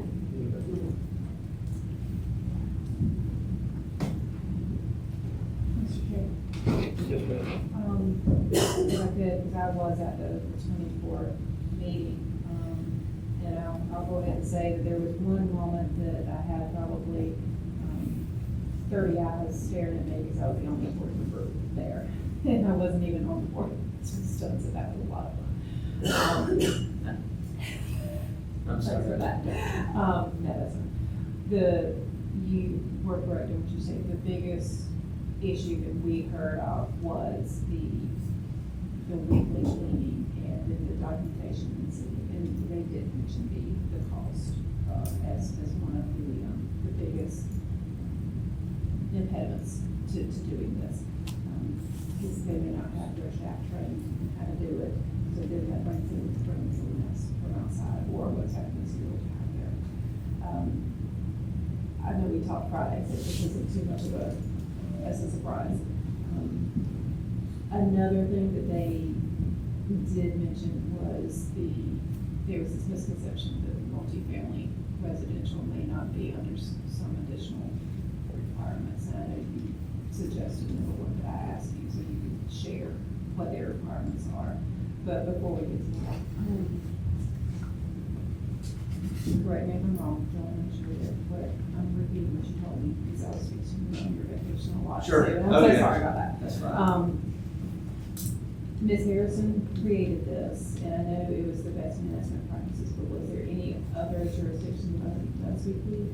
Or was there another reason based on our CMON or consent order in which they picked weekly as opposed to someone else? No, from what I understand, and this, again, and I hate to drag Allison into speaking here to help me, but just to help me remember if I'm right or wrong, how this whole process took place. Because the development of that regulation, it was an 18-month process from the beginning of it, which I think was around February 2022 when we started it, until it was adopted, I believe in the September, the end of the September board This is meeting, September 11th. to go to become effective October 1st. And that was, again, we don't know, I don't know. I've been much more of a fog expert the last 3 days or the last week than I ever was before this. But this is not something, pre-treatment is not my background, and that's where this falls under, is pre-treatment. And with that, we call upon the advice and recommendation of the consultant in this case. Again, I've never gone out and inspected one of these devices. It's not my background has been on the operation and maintenance of a collection system. And I see the impacts of it because we're the ones, where I was prior to this, we were the ones that would have to go out and fix the problem that this stuff would cause, when it would block up a collection system line and cause an overflow, or whether it would require us to clean out wet wells more frequently because you get a thick mat of grease. So that's what it was there to prevent. So it was Ms. Harrison that suggested, based on best practices, not any standard, not a federal law or regulation or anything like that. I don't think that they're going to pin themselves down to that. They leave that to us to make that decision. But it was, the week would be appropriate based on best practices in the industry. Is that correct from what you recall? Yeah, and what she was going on also was just the other cities that have done this for years. and saw what they've experienced. When I went out to Oregon at the end of March, even they were saying that we would clean out for that's what they already, that's what they require. So, I hate to say it's an industrial standard across the board, but it's not, because it's site specific. Because you can have a business doing the same thing here as right here, but if their best management practices are different, this business might be able to go 2 or 3 weeks, whereas this business probably has to go a week because they're not doing the best management practices the same. And by best management practices, that's scraping your plates, not, pouring things putting things in the trash and not down the sink. Or going to plasticware instead of using plates and having to wash dishes and stuff. That's what we're talking about with best management practices. So it just depends. It's hard to say every coffee shop's going to be this across the board, because you got different things going on in each coffee shop. Well, considering that and what you just said about the Anderson one, is there, and I'm looking at the board as well on this, is there a desire to look at going and doing an assessment of each place and then coming up with, I know that's more work on y'all, I'm sorry. Well, part of that is what we're hoping to get on the front end by being involved in the sizing of them before the building permits are issued. We have a lot of already, I'm not sure, some smaller tenants. We have some, and we should already existing businesses. Our new ones, yes. Yeah, and that's why we want to make sure to get the calculation from them, be it from the manufacturer, be it from the plumber, be it that's licensed, be it from the architect or engineer that's licensed, get their information, and then let us, from using that, determine what the frequency is. Let the plumber, architect, engineer help us determine what those frequencies are based on what they have it sized at, where it does kind of take that somewhat out of our hands. We'd be grateful for that. But the smaller you put, a small unit at McDonald's, you're going to have to clean. It's possible you have to clean it hourly at times. So we're just trying to get the appropriate size, because again, you don't want it oversized for reasons I said earlier, that because of the creation of the gases. So it needs to have. There's going to be a sweet spot range, but the cleaning of it will need to fit that range. Well, and I hear what you're saying as far as the cleaning would fit, but what we heard on the report, what the biggest complaint was, is that it was weekly across the board, so it's not really flexible. Well, right now our regulation states that it is weekly, but it also states, I'll get exactly what it says. It's weekly for the ones under the sink. It's weekly for the ones under the sink, but it states, and this is section 9.9A1, and it states it in all capital bold red letters. Fog traps shall be maintained on a weekly basis, but then the very next sentence, which is underlined in italics, modified maintenance schedules must be approved by the OJRSA, but in no case will cleaning intervals exceed 2 weeks. So we have that ability to give the 2-week variance as long as it can be proven by the FSE that the device they have would allow for 2 weeks worth of storage before it has to be cleaned and maintained. That's the variance process. That's correct. Going back to the 19, sorry, going from that, especially that you said February 22 to September 23, I know that you had public comment period. I know it went to at the time that you had for approval, all this type of thing. Do you remember how much feedback you got? Was there any feedback that came back? There wasn't any comments at the meeting. I don't recall receiving any feedback, but at that same time too, in all fairness, we weren't enforcing it. We didn't have you know, we have a dedicated staff person now that came on board, I think it was April 1st. Before that, we were doing inspections of new installations, and that was it. We didn't have the human resources to go out and perform inspections like we did. So in fairness to the FSEs, they probably didn't, you know, at least some of the ones probably didn't even know about it because they never had any dealings with us before. They didn't know the regulation even existed, even though it's been in the books in some way, shape, or form, even before I came here. Now, it was, you know, somewhat of a watered down, difficult to understand version, but it did predate my time here, but it just was not being enforced. I know by us, and I believe, I can't, you know, by some of the cities, I don't think have been inspecting them either. I do believe Seneca has an inspection program that they have implemented and have had in place for a number of years. So I think because we sent Bolton, our inspector, around with the Seneca representatives to some of their sites, and they weren't surprised to see us. I think they're more, correct, Allison, they were more used to having somebody come in and look at these devices, because it's been going on for a number of years, not by us, but by Seneca Water.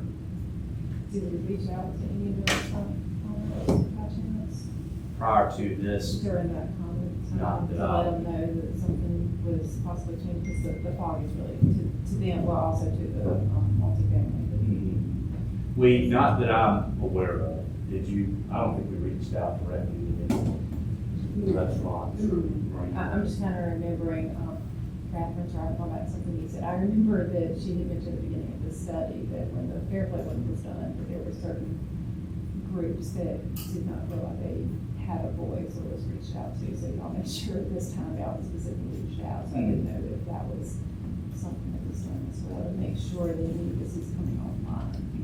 And that, because it did catch a good many off guard, at least the ones that I have talked to this 24. Before anything else, can I ask you to talk about the multifamily? Because that was something that was mentioned on 24 as well, that they felt like it was being unfairly implemented across. So the multifamily one is a difficult one to start with for existing facilities. All, you know, as of October 1st, any multifamily, and I think they have a minimum number of units. Is it 8? I can't remember exactly what it was, but if it's a building that has, it may be 4 units or more per building, then they had to have something. And again, that has to go through the design process. They submit calculations to us for approval before we issue the building permit. And we've had a couple of these go through now. I think they both have been in the city of Seneca that have had to install devices. Existing facilities, unless, one, we're going to require the apartment complex owner to install a small under-the-sink unit in every single unit and then have to go and clean it every week or two, or make the tenant clean it every week or two, or have everybody move out of the building for several months while they redo all of the plumbing for the dishwashers and the kitchen sinks in all of the buildings. There's just no way to be able to do anything with those, because if we were to take an interceptor and put it on what they have now, an in-ground unit, it's going to fill up with toilet paper and every other solid, along with the fats, oils, and grease. But it may cause more of a problem. It probably will cause more of a problem doing that because of the other solids. It's just going to fill it up. It's going to require constant maintenance. So but the approach we've taken with that is if they have to receive a building permit to renovate that building, or if it's a new building altogether, then they would need to comply with the new regulation and have the separate plumbing and have the appropriate sized interceptor.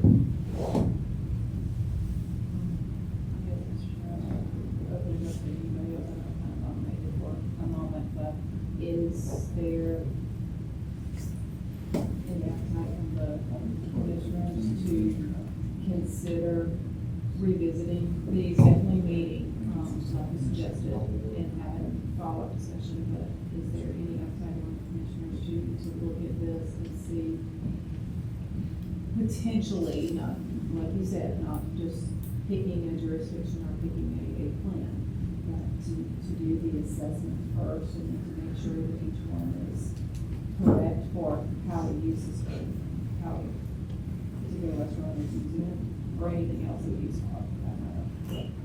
Yeah, I'm in favor of a working group to reevaluate it unless operations and planning couldn't do the same thing as an ad hoc working group. I mean, They could. We could discuss that, put it on the agenda. I guess the only thing I disagreed with what you said, if you had a working group, I would prefer it be open to the public. That way, if anybody that's concerned wants to come in and have a chance to give us real-time feedback, that would be helpful. Because I think part of our issue right now is we worked a little bit in a vacuum when we adopted that policy, and now we're reaping the benefit of not engaging everybody that, I mean, we didn't know we could have engaged them or that we should have, but for that reason, I'd do it so that it would be open to anybody that wants to be there. But whether it's an ad hoc group or operations and planning, I think I'm open to either of those. And I don't have to be on either one. Marty McKee can take my spot. That's like normally on the operations. So, yeah. Well, yeah, finance administration has nothing to do with Mr. Mayor, Mr. Chair, I'd love to hear from our going back here who has some comment. Yeah, I've got two of them here from you, just as soon as everybody on the board through. Is everybody pretty much had their say? Thank you. Sir, you've been raising your hand. This is not a public hearing, but we do want you to have your say. We know you've come a long way. I have like three things. The first thing is, like he said before, apparently he got slammed by DHEC for some things. So I feel we're being targeted and we're easy targets as business owners for what residential people are doing. Because if you got like a garbage disposal and they're chopping up stuff or whatever, that's going down in the sewer system as well.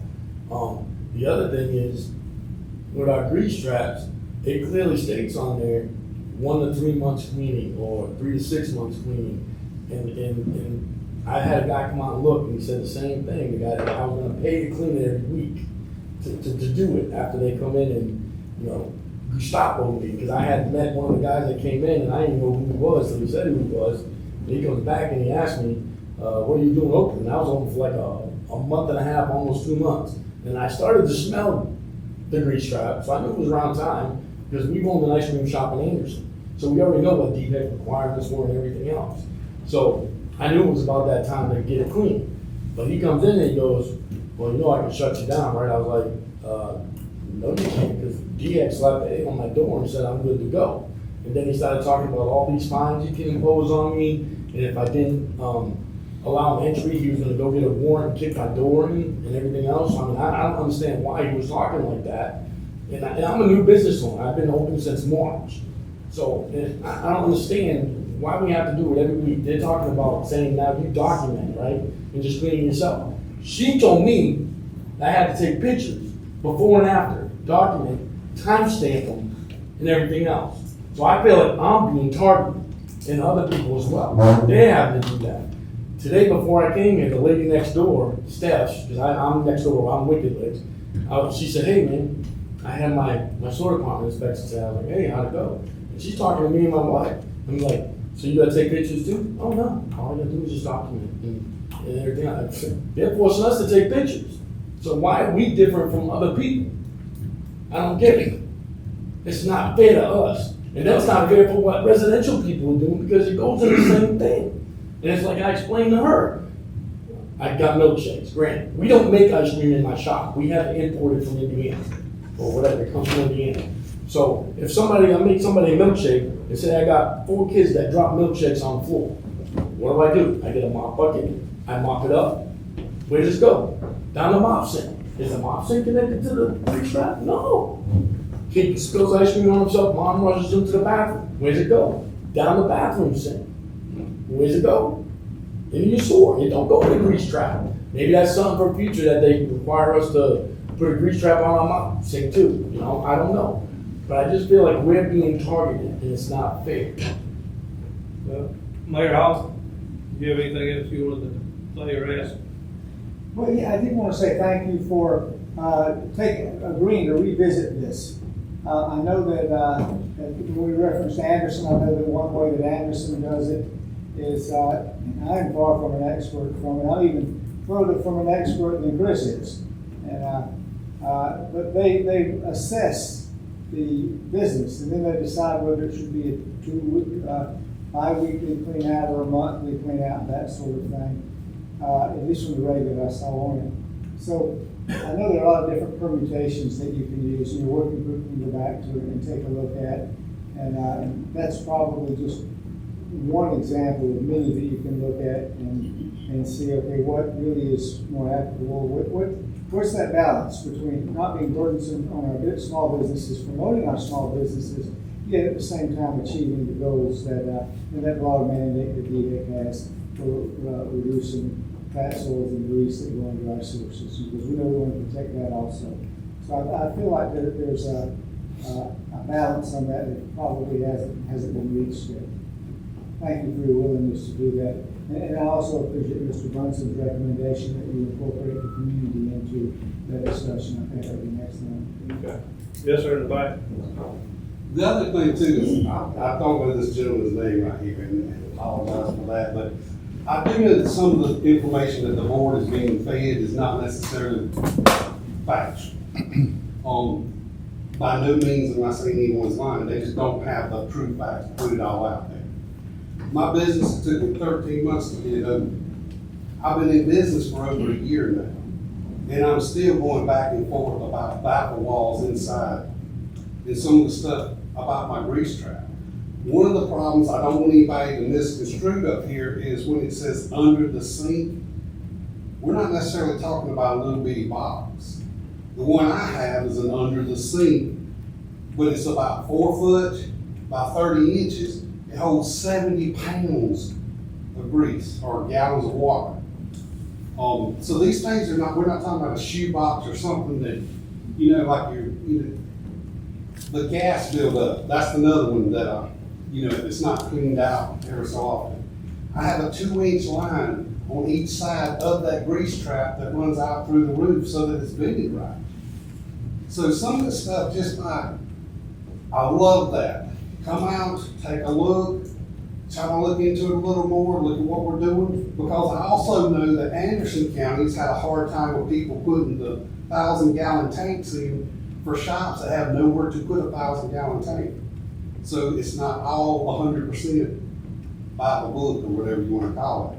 But like with us, we would appreciate the chance to come and work with you instead of people saying they're showing up. And I honestly, until Dalton showed up, I'd never seen anyone, out there. Even our original inspection for putting it in was literally emailed Scott, and Scott and I both tried to read it and figure out and do pictures and whatever we could. Because we're not trying to deceive anyone. We're trying to run a business and pay our bills. But at the same time, someone like this board or something sitting here, you may not honestly even know what you're dealing with, because I don't know everything I'm dealing with in the restaurant, and I own one. But we would like that chance to be able to work with you and come up with that. And what you got on the books and all right now is a little hard to go by. We appreciate that. And during that 13-month process of us trying to get open, we actually went to the manufacturer, got the diagrams and everything of the grease trap system that we were going to purchase before we purchased it, sent it to the sewer authority, and sent in the paperwork like we were supposed to, with the fine that we were supposed, or the fee that we were supposed to pay for all of that. All of that was sent in ahead of time for them to overview it, do whatever they needed to, blessing it, christen it, whatever they were supposed to do. And then we finished up, had our DHEC inspection. We ended up with the water company coming out and doing their inspection, like he said, Scott doing what he needed to do, taking the photos and stuff and everything other. So it wasn't that we weren't aware of who the sewer water authority is. It's just no one ever approached us, although we did exactly what we were supposed to do. and then only to be slapped in the face after having been open for that time period. Now, the young gentleman that came out to see us, I believe his name is Dalton, he was very polite to us. We didn't have any issue with him at all. The only thing I had issue with him was telling me that I had 2 sinks in my facility that I was going to have to, and they were hand sinks. They were designated hand sinks by DHEC. By DHEC, we are required to have hand sinks for hand wash only. That is the only thing that we're allowed to do with those sinks.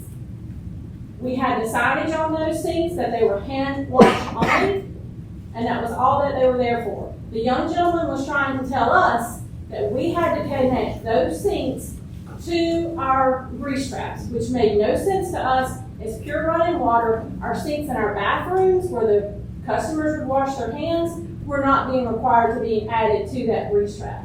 Had we done that, we would have exhausted an enormous amount of money putting in another grease trap, which is what he was telling us. We'd have to have one more grease trap, and we would have to reroute the plumbing to the current grease trap, one of the sinks to the current grease trap that we already had. So in reading and looking at what he was saying when my husband approached me and gave me that, I was like, well, wait a minute. This is not what the regs say. This is not even what the regs say for the sewer authority. So I went to him and I'm like, no, we're not putting any plumbing in. We're not putting any more until we talk to someone and someone can explain to me why I have to have a sign that says no fog over a hand sink that already says hand wash only, employees must wash hands, and that I'm regulated by DHEC to not put anything in other than hand sanitizer. It was just, pardon my French on it, but it was totally asinine and it made no sense. So we did not do that. From what I understand, this business paid out $1,200 to do what the young man told them to do, even though he was misinformed. And he even come back and later said he was misinformed. But this gentleman, not really understanding the things, and us not even being notified that he's going to be coming out. That's my thing. I understand they ended up having the meeting back last week, and that ended up being kind of a big, huge issue. But my problem with it is that meeting should have taken place prior to all of this to let us know what to expect from this gentleman when he came out, rather than blindsiding us all and telling us that we didn't do appropriately when we put our business in, when we did exactly what we were supposed to do. We have the paperwork that we can show that we sent everything to everyone like we were supposed to.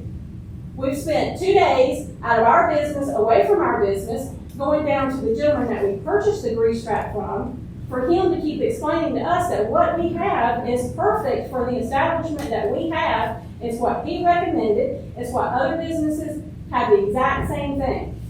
Only to continue to be told that it's not appropriate. So our problem is the miscommunication, the fact that, like my husband said, we're not saying that someone's sitting up here lying, but what we are saying is misinformation is being given, and it's not correct.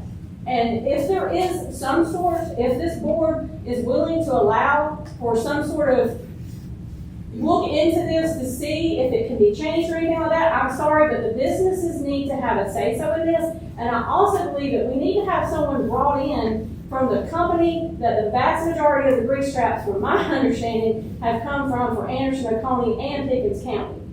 And that's a gentleman that is right here, that is local, that can come in from the Seneca area if he is willing to do that and help with getting everyone to understand. Because as that gentleman said up there, he's not an expert. He spent 3 days with grease traps. I know more about a grease trap than I ever wanted to know. This gentleman can tell me more about a grease trap in his sleep than I ever want to hear. I'm sick of hearing about grease traps. I'm sick of hearing about fog. I just want to run my business. And I want to continue to provide the community with service. But as far as using plastic utensils, a business just got blasted on Facebook because they had to use plastic utensils because they ran out.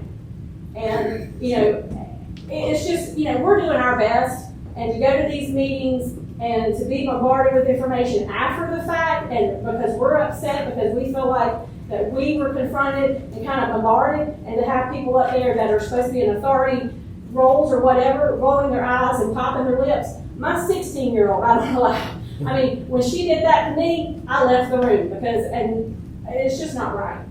On the businesses, it's just not right. It's not fair. And one other thing, if I could add right quick, if the board, y'all sitting up there, if y'all would put y'all's information, at least so we have a contact, because we asked at the other meeting you know, who makes up the board? Who are you and all that? At least we would have an idea, because we tried looking online, we looked at the website and all.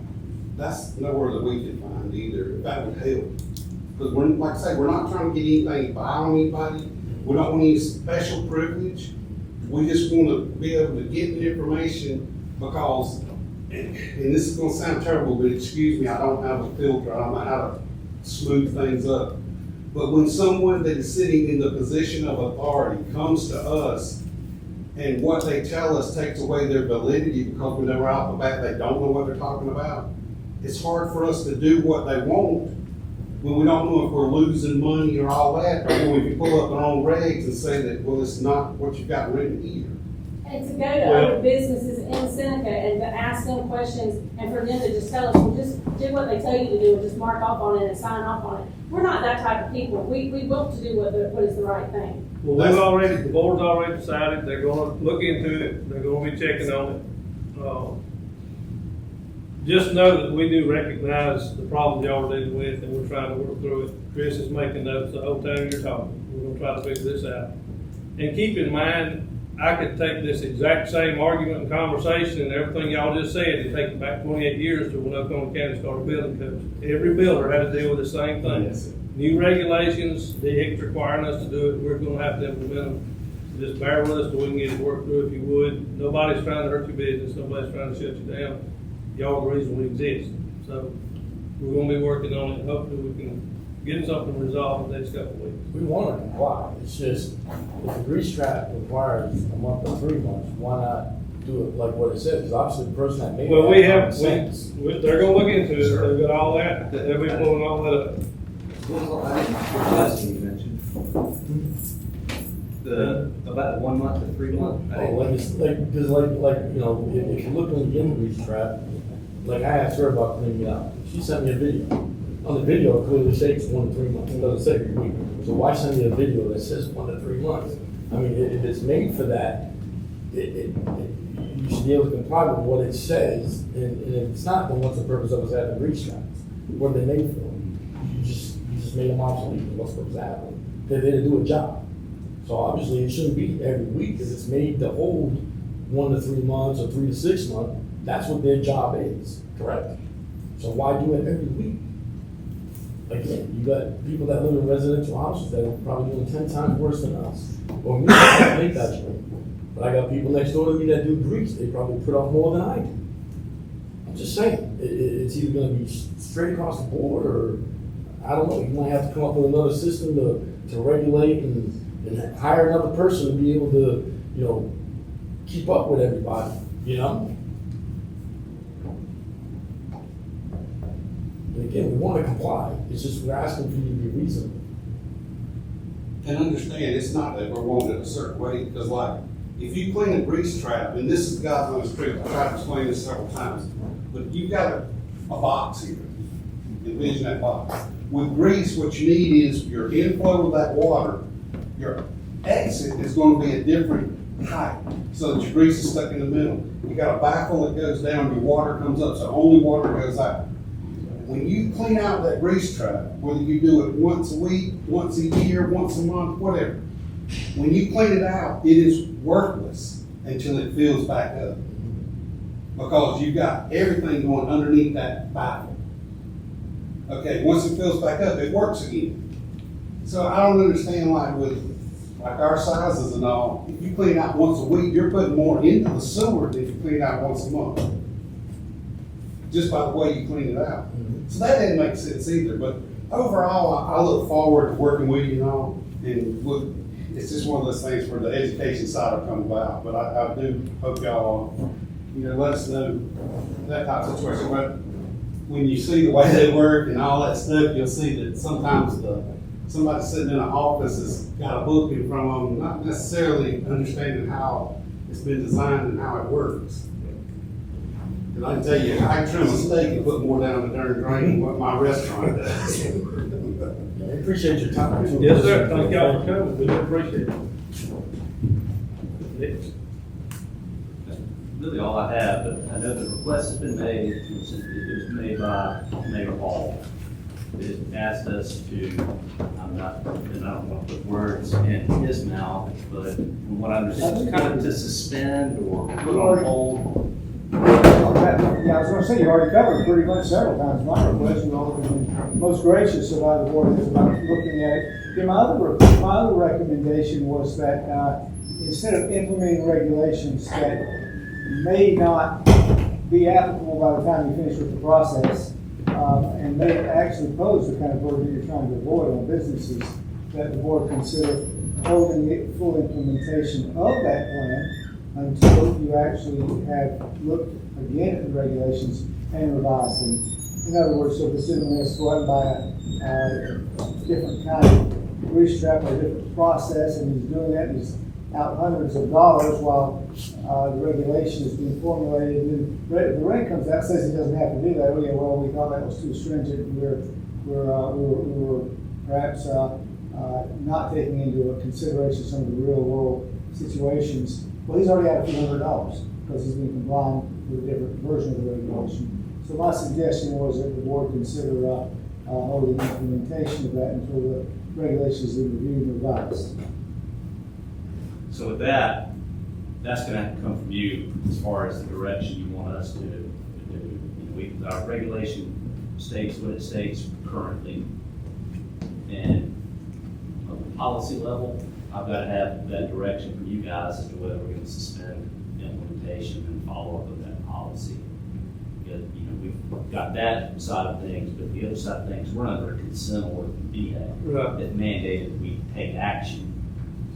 So the action that we have to take is what we have, you know, currently in the regulation. So I hate to put that task upon you, but I don't think I'm in a position, and I know I'm not in a position to make that decision. Yes, sir.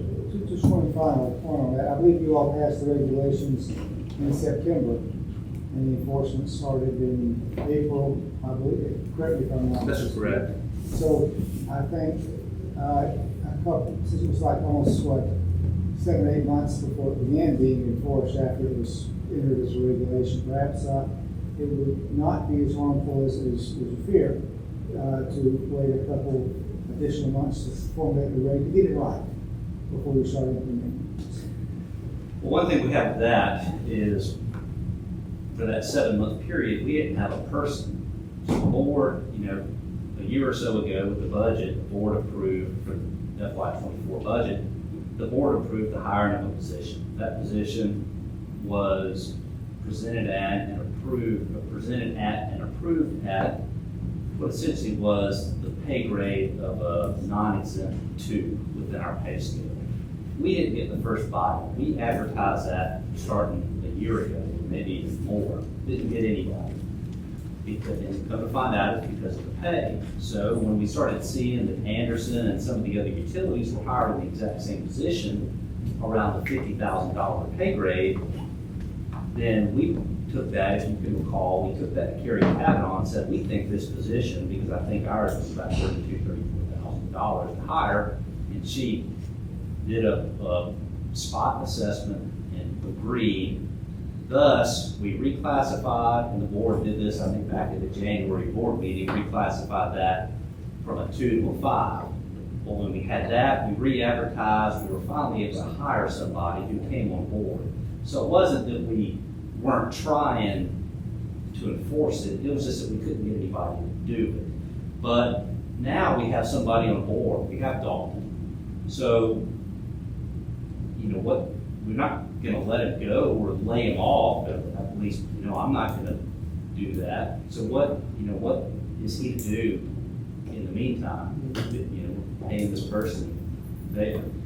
Chris, what section, you cited the section just a minute ago, what's the section that really is the most, or that's at the center? I think it was 9.9.1 or 9.9A1. Is there anything else within those that is causing consternation, or is that really the one? That I'll have to refer to Allison on that. Is it mainly just the frequency of the cleaning? It's the frequency cleaning of the underswing. Okay. Well, Mayor, if it's all right, or Mr. Chairman, whichever one you are today. I would like to make a motion that section 9.9A1 be moved, instead of being mandatory, that it be strongly recommended, and the staff to continue to educate the businesses that will be affected by this until such time at which the board can revisit the policy and make a different finding or recommendation. After OP review. Yeah, until we, well, not just after OP review, we're gonna have to assuming we re-adopt something, so until that point. And, Review process, comment periods, and the fact that it won't be passed. Yeah, it's a multi-month. So Chris, what you do with Dalton right now is you send them out on an educational campaign and say it's strongly recommended you follow this. And then at some point, you have our, whatever the working group or planning and operations do this, and that should help these folks take a little bit of the pressure off and then help kind of keep them involved with our process of redoing that part of the policy. That's fine with me. Now, if it has to go to a vote, it's got to have a supermajority to amend the agenda. Put that on there for vote. So is that going to be the first motion? To amend the Does agenda? that mean correct? To amend the agenda first? My understanding is any items that's listed on an agenda is open for a vote. Even if it's not under action items, if it's listed on the agenda, it's susceptible to a vote. Is my understanding of the rule. Right. Okay. Then we're good. Well, I made a motion, Celia seconded it. Motion second, any more discussion? One question, what impact would that have on our timeline of that, the DDA? I think that this consent order is going to be multi-year anyways. I mean, it's not like we're gonna ignore it, and we're gonna make an adjustment, and may delay some of the enforcement or whatever, so. Well, I don't think, we're going to be under the consent order for, I think, I could see for several more years. I mean, we've got, the project we're doing now with the rehabilitation of that sewer line, we've got skid funding for. I know that's Ms. Method's firm is working on that. But I think we're anticipating completing that sometime in early 2026. Does that sound right? So, we're So talking. this shouldn't be an issue for that. Yes, we should still be within that time frame. So, everybody. Anything further? All in favor, say aye. Aye. All opposed?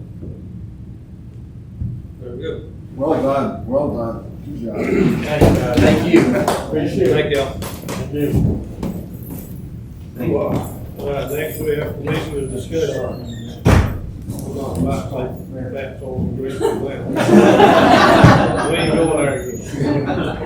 Anybody have anything else to the board? Well, thanks again for the presentation. Y'all done a great job. We appreciate it. We're looking forward to what this county does with it in the next few years.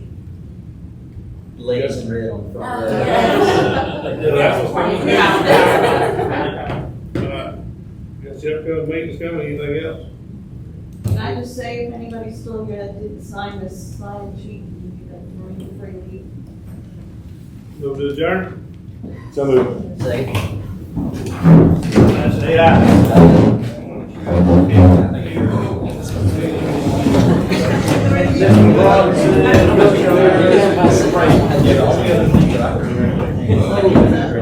They've already sent me the email. I think you three are the last. Something I'm sick of it. I'm not gonna be anymore. I'll send you an email, and you can either send it to us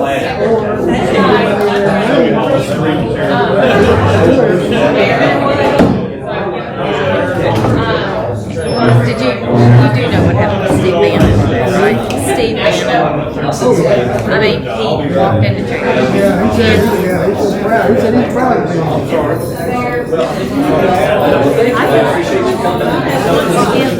Fired me and I'm like, yeah. Just so good at it. I appreciate it. We haven't had